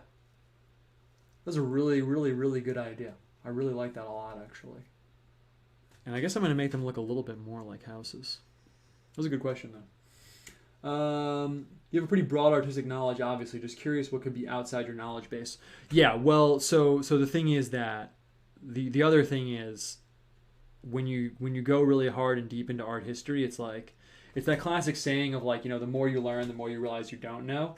Like I just said, me knowing it in terms of, yeah, I've gotten that vibe into my eyes is, as you obviously could guess, is totally different than me being able to like talk about it. Like I couldn't talk about Muslim art at all, beyond like the surface level stuff. But I've seen a lot of it, and I feel like in an intuitive artistic sense, I understand that aspect of it. But in terms of like me looking at something and being like, oh yeah, this is obviously, you know, Moroccan. You can see the Spanish influence. It's probably from like 1300 AD and like this caliphate or whatever. Like, yeah, definitely. I don't know anything about that. In that sense, my knowledge would be very specific, mostly like Western art and then Christian art and then Tibetan art, is what I would be able to like go off about, really. Buddhist art in general. But again, it's like, you know, what level am I trying to crack out on? Okay, let's see how we want to do this. I'm going to throw down some sky color up here. Really want to get that cerulean blue going. Let's see. There's also a few, in terms of other stuff I want to look into, there's a few like weird overlappy kingdoms and things like that I... Part of like the fruitful area of my studies right now is like, there's a few areas that I hit a long time ago from one angle, but now I want to hit them from a different angle. Like Bactria is a really good example. Bactria is this place where it's almost like half like Greek paganism and half like Buddhist art. It's pretty cool, actually. So before I hit that from the Eastern angle, but now that I'm more on the Western side, I want to poke into stuff like that. I really want to give you like a concrete answer, but nothing's really coming up. Really, I'm just going deeper into everything, honestly. I mean, if you think about it, you can imagine it's actually a pretty interesting situation, you know, like when I hit the Renaissance stuff pretty hard, which I did. I looked at a lot of it in person, you know, I went really hard on all that stuff. But I wasn't Christian then. So like now that I'm going back to it, it's totally different. It's totally different looking at it from this perspective of like divinized history. You know, at the time when I was looking at stuff like Pontormo, that's like right after the Renaissance, and all that stuff, I was perusing it from a strictly like artistic perspective. I was perusing it solely from the perspective of like I'm literally just a painter, you know. But now it's a lot more than that to me. So icons are also, maybe icons actually is the real answer to your question. What artistic school would I want to poke into more? Because icons is a really interesting one, because even if you hang out in a ton of museums, there's not really icons in most American museums. I can't really think of, I mean, you see like medieval art, you know, but in most American museums, they don't really have like a Russian arts section, and then the European painting stuff is dominated by Western European painting, obviously. Maybe that's not obvious to everyone, but that is what it's dominated by. So yeah, I think icons actually would be a good answer to that question, because people ask me stuff and I'm like, I have no idea what the rules are for that. You know what I mean? I know what looks good in terms of like making paintings, but like the rules about icon stuff. Russian painting itself is kind of interesting because it is like European painting, but it's also not really European painting. It's almost like if European painting never made like the made certain breaks with early Christian art and stuff. So that's the answer. That was a long enough answer, but that's the answer for that for sure. Any tips for training dogs? I have a 10-week-old Great Pyrenees for reference. I got a dog class. That's probably what I would recommend. I'm going to paint in the money bag over here while we're talking. I got a dog class. What really, speaking of the friend zone, what really made me kick in well with dog training is like the dog is really like a circuit board, and the circuits in its brain aren't complete. They hook up to the circuits in your brain. And like fully internalizing that and like adjusting to it was really interesting for me. Like letting the dog know like exactly what I expected of it, and being like the alpha male and stuff like that. It's been a really interesting process. At first I was scared of scaring my dog, you know, because I'm like a big dude. But now I think my dog does see me as like the alpha male in the house. It's pretty awesome. Don't tell my wife, but the other day it was like lightning. It was storming. There was this huge flash of thunder, and the dog ran like all the way across the house, like right up to me. I'm here in my studio at the other side, and the dog ran all the way. I mean, I don't have a big house. It's like 4 rooms, but the dog ran all the way over here, like right to me when she heard the thunder. That made me feel really good. I was like, oh yeah, you think of me as like, you know, this strong, powerful creature. Like that's awesome. But yeah, but I got a dog class and it really helped a lot. Looking forward to that interview of yours on Break the Rules. Scheduled for January 28th at 5 p.m. Are you the guy from Break the Rules? That's cool if you are. I'm just messing with you though. Any teasers for what to expect? I think we're talking about like mysticism and art and religion, but if I go into it now, I'll just start saying a lot of stuff that I'll probably end up saying there. So that's basically the teaser, I guess. Okay, let's get a banner on here. I got sucked into talking a little bit. Maybe just a bag. I feel like if I put the $ on the bag, then it's like, okay, it's kind of like too much. Then we have like a character letter symbol going on in there. So maybe just the bag is kind of cool enough. It kind of looks cool with the picked up paint like that. I'm gonna...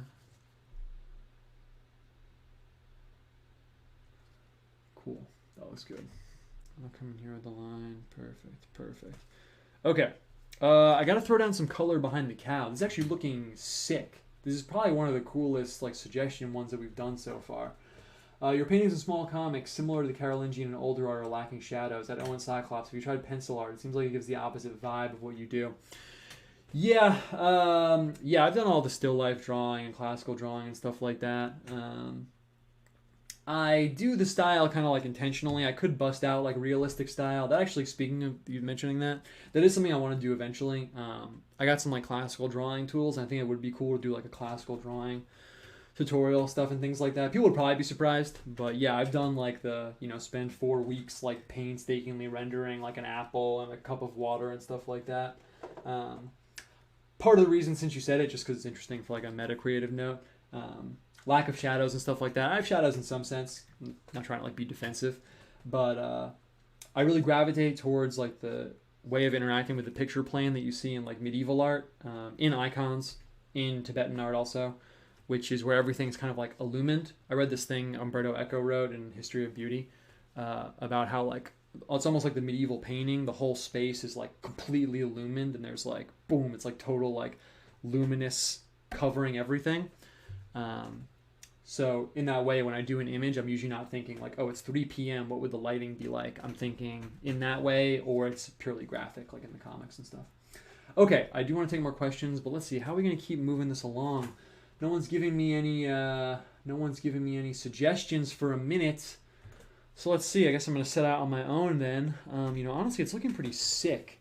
I'm going to throw down some color behind the cow and take a few more questions, and then we'll see where we're at. You're painting small comics. Yeah. The other thing, so since someone mentioned pencil art, the other thing is that I'm kind of gravitating back towards that a little bit now, but the thing is that it's, when you do something in pencil, it's so like delicate, I guess is part of the word that I'm looking for. And sometimes I like getting the delicacy in with the painting, but there's something about the pencil that I never really vibed with. I like the ink because it's like, boom, is it black or is it white? Boom, there's the ink. Or drawing with a pen, boom, there's the line. There it is. But with pencil, it's kind of like, does this line count as a little bit of shading? And sometimes it just doesn't vibe with me. I don't know. Maybe I should go back to it. But whatever. I'm going to throw down kind of like a pink aura around the cow. Speaking of subtlety, I'm just going to throw down a neon pink aura around our cow. Read the Venus statue. Reminds me of that weird bronze ball of the Roman era that archaeologists said was for tracking the position of stars, but it was just for knitting wool mittens. Yeah, I know exactly what you're talking about, dude. That was so funny. In case anyone doesn't know what you're talking about. Yeah, they found this. It was like a polyhedra. It was almost like a dodecahedron. That's like a sphere made of like pentagon faces, sort of like a 20-sided die, like a D20 for Dungeons and Dragons, which I never played, by the way. And they found it, and yeah, like you said, they were like, oh, this must be some religious item. This must be for. But then someone that knits found it, and they were like, oh, actually, see these nubs? Like, this is just a tool for knitting with mittens, literally. And yeah, I think about that a lot for sure. A lot of those old artifacts, in my opinion, serve some purpose like that. I don't think that a lot of them are religious. I actually do think that it almost is more likely that the Venus of Willendorf might have been carved to obtain a mate versus like some ritualistic item. It's so funny with these academic art historians and stuff like that. Honestly, I don't know if most people poke into that sphere that much, but I did by virtue of like my background. And it's like everyone's a materialist. Everyone is 100% like, everything's explicable in the biological sphere via Darwinism and natural selection, and people are obsessed with sex. Let's go talk about like disgusting sex stuff at the bar and evolution and everything. But then when they find this sculpture of a naked woman from X thousand years ago, they're like, oh well, clearly this was a spiritual item. Clearly this was an expression of some deep religious spiritual urge. And I'm like, wait, where'd all the isn't the most simple explanation for this that some guy carved this to demonstrate his dexterity and intelligence, and if you have a little item like that and you're taking care of it, it shows you can take care of something, It shows your IQ, basically. It's like a functional IQ demonstration. And it's of a naked woman. Isn't the most logical, scientific, Darwinian explanation here that people were carving items like this, probably, definitely men, to show their genes were good and therefore to get mates. And there's a precedent for that. In Africa, there are these little teardrop. This is a really good thing that no one ever talks about. I don't know if anyone knows about this, but there's these teardrop things you find. They're carved stones in like a teardrop shape, and the sides are kind of like, it looks like an axe. It looks like a hand axe. It looks like you would hold it and like stab something or like cut something with it. But when they were finding these, most of them are not, you have an axe, it's like damage, you chop stuff with it, but these things weren't. So no one knew what they were. And then someone finally was like, dude, these items, it fits right in the palm of your hand, were probably what I just described. Men would carve them, and they would show them to women, because before, theoretically, if you believe that there was a time before humans had language, or if language was just primitive, you can show that to someone and be like, look, I made this. It shows that I'm really smart. I take care of it. I carry it around with me. It's really cool. Look, you should mate with me. Look how good my genes are. Just look at this thing I made. Isn't that the most basic explanation for it? But everywhere, universally, they find something from 30,000 years ago, and the most atheist people on the planet, their first jump is like, well, obviously this was a deeply spiritual, religious item. And not only that, we know it was part of goddess worship, obviously these guys were worshiping this huge-breasted little stone item. It's clearly the only explanation, based on nothing but my own, based on literally nothing. But if you don't believe this, you're stupid. Anyway, that's my little rant about Venus of Willendorf. Anyway, and then you get crazy theories, like someone's like, a woman carved this of herself, which is not crazy. That's not crazy. But then they're like, oh, it's distorted. She's only fat because she was looking down at her own body and couldn't tell that she didn't look like this. Really? How far are you making it in a Darwinistic material universe if you have literally no awareness of the own size and shape of your own body? Were you walking around getting stuck in like doors and cave openings and stuff? My dog knows how wide her own freaking body is. If you don't know what I'm talking about, that's someone's theory. It's a pretty popular theory too. That a woman carved it looking at herself, and the reason it looks like that is because she was looking down at her own body, and that's why it looks like that. Come on. Give me a break, dude. Anyway, I hate art academia so much. Anyway, okay, I think we need like one more thing here to wrap this up. Really, we could fit something right down here. It's actually, honestly, it's looking pretty tight. This is a pretty weird picture. I like it. I like that we have this kind of like ideal realm up here, and it's nice bright colors, but it's inverted. That's really weird, but it's nice and bright and shiny. And then as you get down, it gets a little creepier. A little bit of a more creepy vibe, all the blacks and grays, but we still have this bright fruit basket, like maybe it came from this like upper realm or something. I feel like it's kind of cool symbolically. And then the fish is going up, this thing's like going up here, but we need a little something right here. In terms of my own stock symbolism, what would I paint here? Like a crown? A crown would be kind of cool. We'll get the yellow up from the top, but I'm not supposed to be stewarding the picture, so someone can suggest something, and then we'll see what the deal is. What's your opinion on Q? I don't want to get my channel taken down. Are you allowed to talk about that? Like, I hate the technocracy so much. I don't know. I feel my opinion on that is I kind of have the opinion most people probably do. Someone said it's a psyop or something like that, But I feel an intense level of like paranoid, people questioning stuff, camaraderie, you could say. So, it didn't really play out obviously for them. I don't really want to rub it in their face. Maybe it will play out. Who knows? But the thing is, at this point, like, we're so deep into the layers of militarized enforcing of that questioning anything should get you thrown into a pit. That's kind of like the vibe everyone's on. That anyone who's willing to kind of go out on a limb and believe something kind of crazy, I sort of feel a kinship with. So it's not my thing. I don't really even know that much about it aside from what I obviously would know from being online. But I never looked into it for somewhat obvious reasons. The obvious reasons being it's just not really part of my sphere and vibe. Okay, I have a specific angle on the friend zone thing. The one-sidedness of it all. How can one part feel a vibe, but the other does not? Shouldn't it be mutual? Why does that happen? That's interesting. I should do a relationship advice hour. That's interesting. Well, I'll wait a second to see if people throw down a suggestion down over here and I'll wrap it up. let's see. It's an interesting topic we've never talked about. Why is it the case that it's often one-sided, one person feeling an intense level of attraction to someone else and the other person not feeling it? I'm putting on my Steph and Molyneux call-in show background and leaning against the mic with my fist against my face very thoughtfully. Well, it's interesting, man. I don't know. It kind of branches out into a lot of things again. It's kind of like a cop-out answer. But I really do think there's something to... I'm assuming you're a guy. Obviously, you're a guy asking me that. I mean, right, duh. I think there really is something to, like, women not really... Like, the stereotype where it's like, you know... Girls post memes on Twitter sometimes where they'll be like, I text him, he texts me back instantly, and then, like, I'm not interested anymore. And it's kind of a joke, and I know they're joking, but I think there is something to that in a way. So I feel like if I had to zoom in on one aspect of your question, which is in and of itself like complicated, I think that's often the aspect of it. And actually, if I'm going to play like devil's advocate, I have seen it go both ways. I think either gender, either sex, when the other person, I've given a lot of relationship advice to a lot of my friends. I guess maybe I'm not a good person to do it, but I did get married.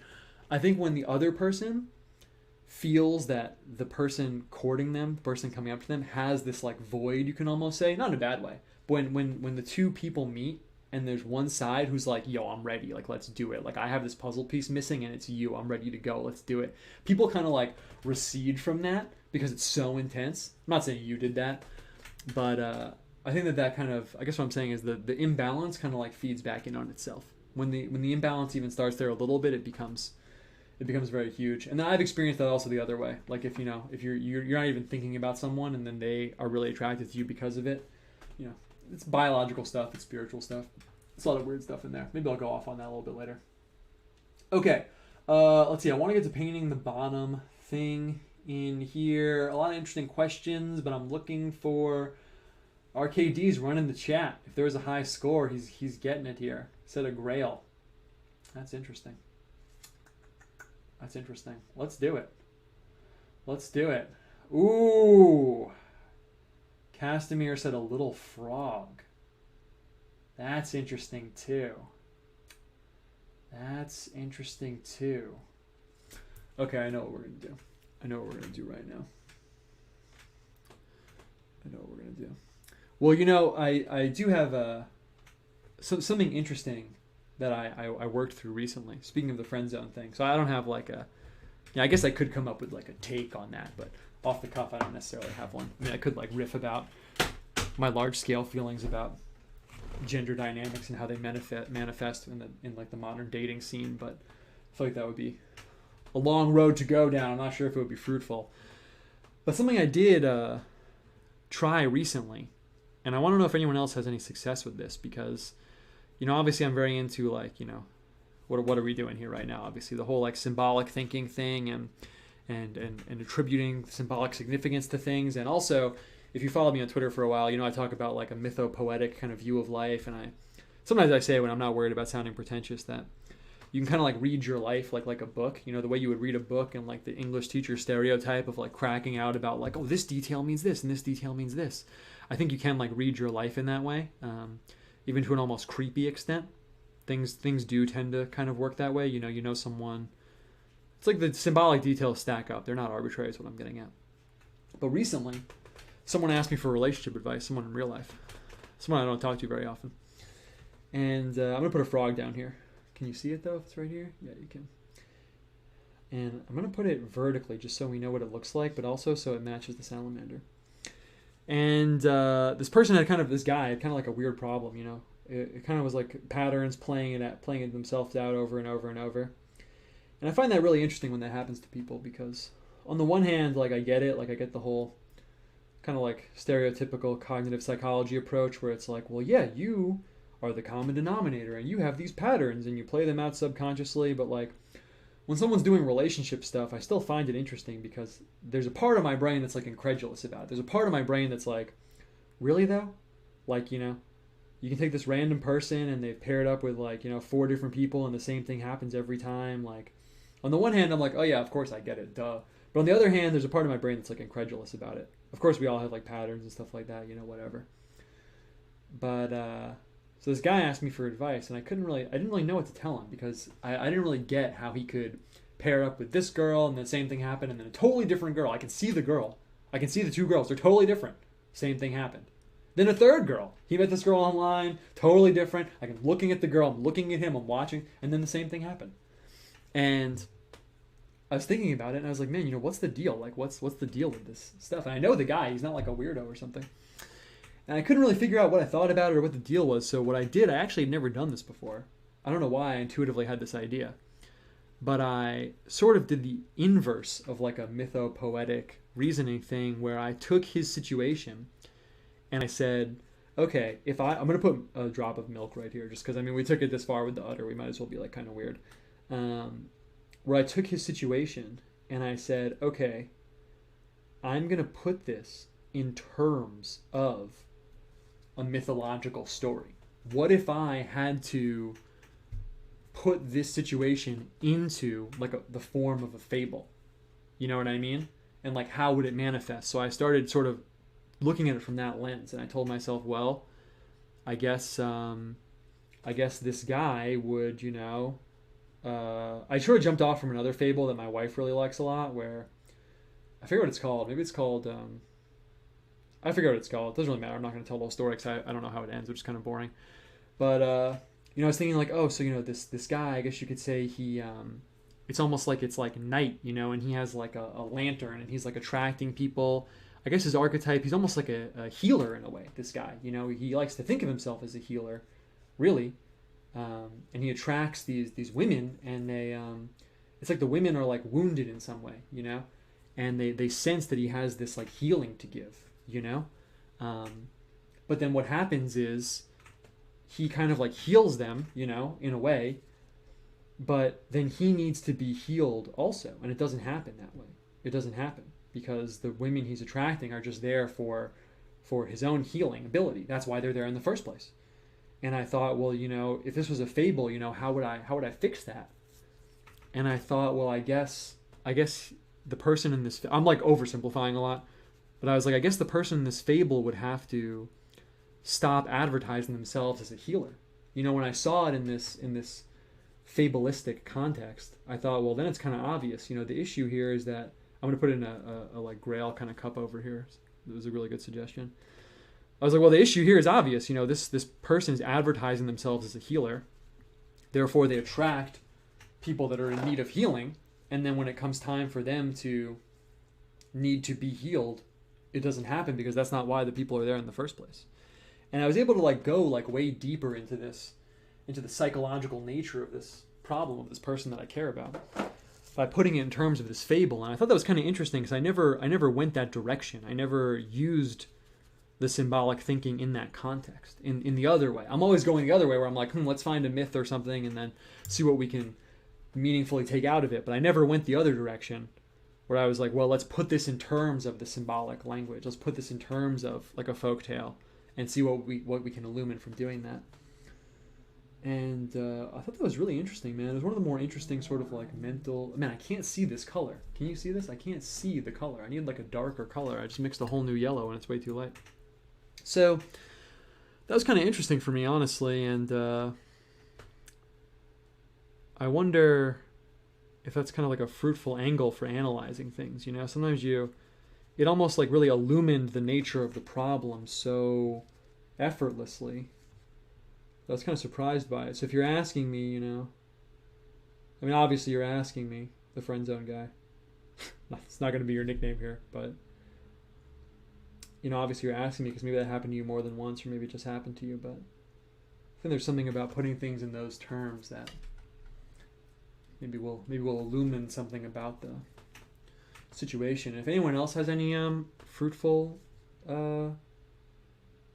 work using that technique, let me know. I'm just kind of curious. I'm kind of curious if other people would have any benefit, because for me, I was really like I was driving in the car with my wife, and we're driving along, and I like missed our turn because I was like, he's presenting himself as a healer, and I was like, he just has to stop.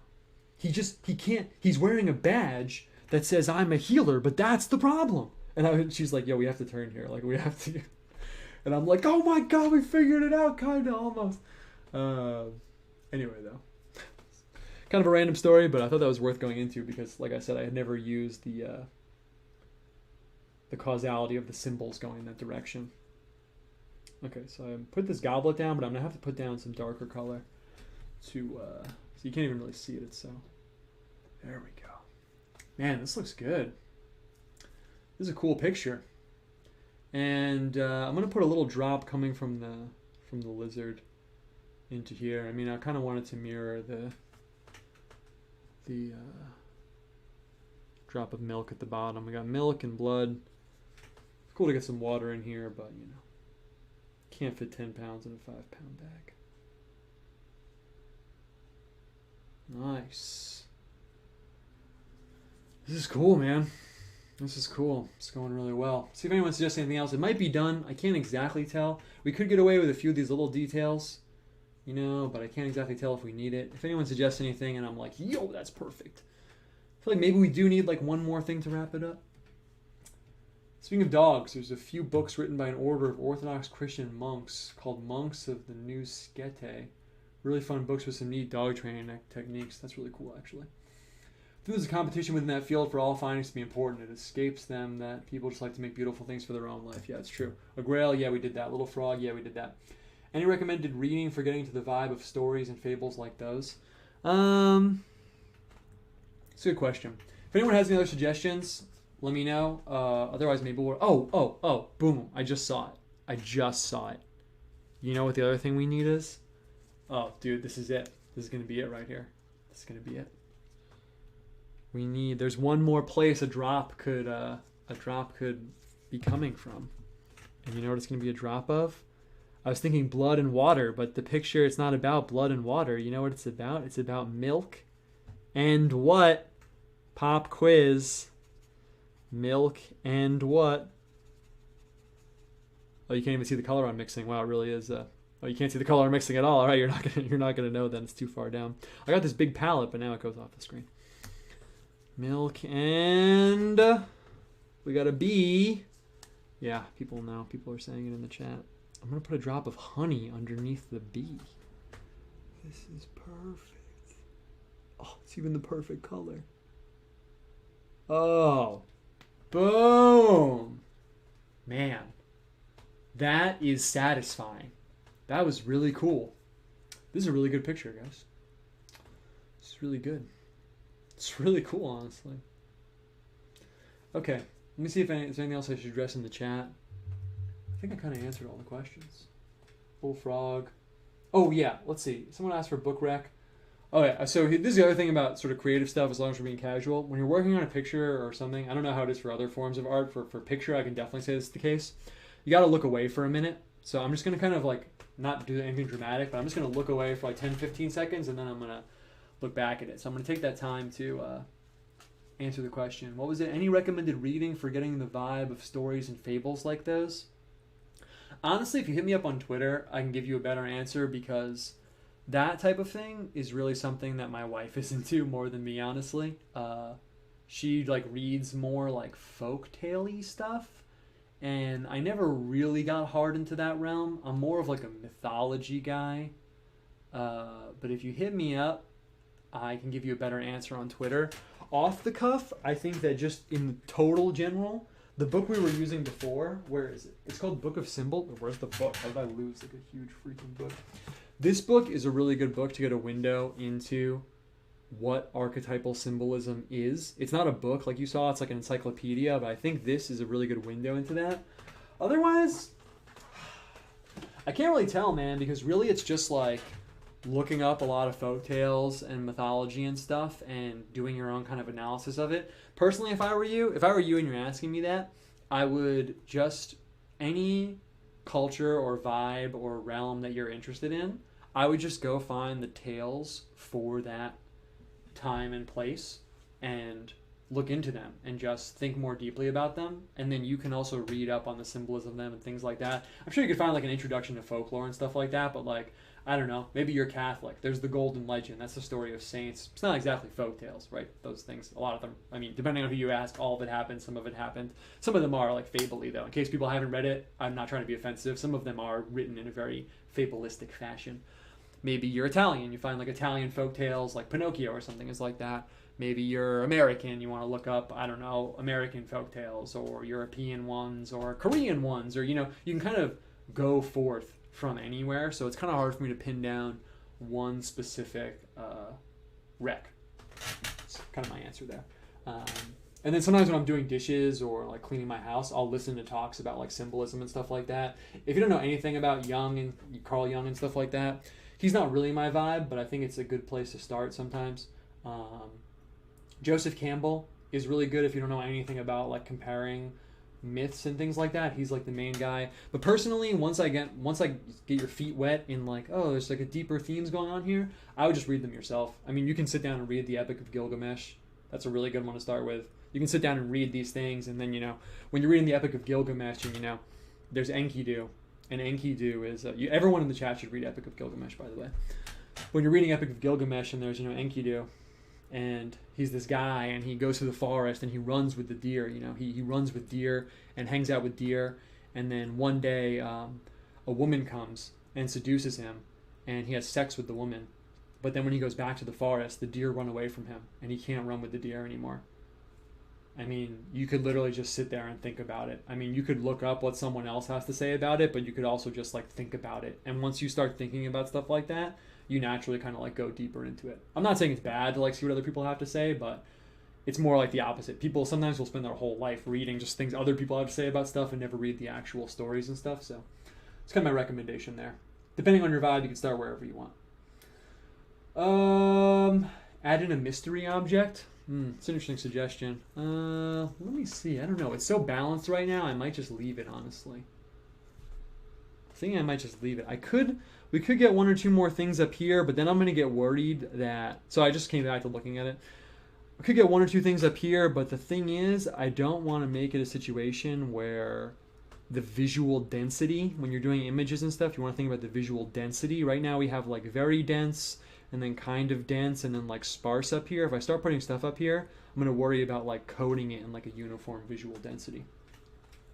So I think we might just call it. Oh, it's about 9 o'clock. It's about the time that we used to do it anyway.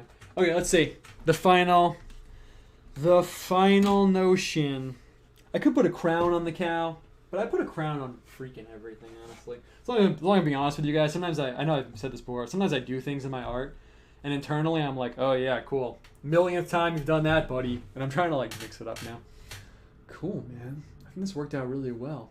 So speaking of symbolic stuff and things like that, yeah, it's kind of interesting because I feel like we hit a little bit of like a node here, you know? I feel like this is definitely one where the combination of things actually doesn't seem very arbitrary. We've done one or two. I mean, it's very fun for me, but where it's like, you know, I don't know, some random stuff. Maybe, who knows what it is. I don't want to talk shit about one in particular.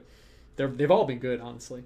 But sometimes the combination really transcends like the sum of its parts, and I'm really kind of feeling that here. I like the snake skin, and then the river coming out of it is almost like rebirth in a way. I really like the whale going up to the bell. Something about that symbolism is cool. Maybe it's the inversion of the scale. You know, your mind knows that a whale is really, really, really large, but here it's small and the bell is so big. It's even bigger than the people. Something about that in the sky is kind of awesome. And then this is really weird too. I mentioned the timbre, the visual quality of the animals that live in the alchemical decaying part of the earth where things change from dirt to water to solid to liquid to leaves are decaying and becoming dirt and things are transforming and becoming other things. And the frog is almost like the preeminent like manifestation of that. But something about the frog with the cow and the milk, it's really kind of weird. I'm actually really enjoying it a lot. I might use that for something. Anyway, this is a really cool one, man. This is a really, really, really cool one. All right. We did it. There's nothing else in the chat. Perfect. All right. I'm going to call that a wrap then. It's fun doing one of the longer streams with you guys. Haven't done that in a while. All right. We did it. January. We did the streams for January. Next week, I guess it's next week, we're going to hit some more texts. I like the format of text, image, like we've been doing. I think the image part might need to be a little bit longer, but I think it's been going well. So next week, we are going to hit something Egyptian. Someone asked before why. If you didn't see the last episode, it has to do with like Moses and the Egyptian stuff. You know, we'll figure it out. I'll talk about why. But we are going to do it no matter what, so because I want to. And it should be really cool. Anyway, that's it. Thanks for coming through. Thanks for being part of the sphere where people that are generally dissatisfied with the way things are going come to receive new ideas, spiritual ideas. We're all working to get closer to perfection together. One day it'll happen.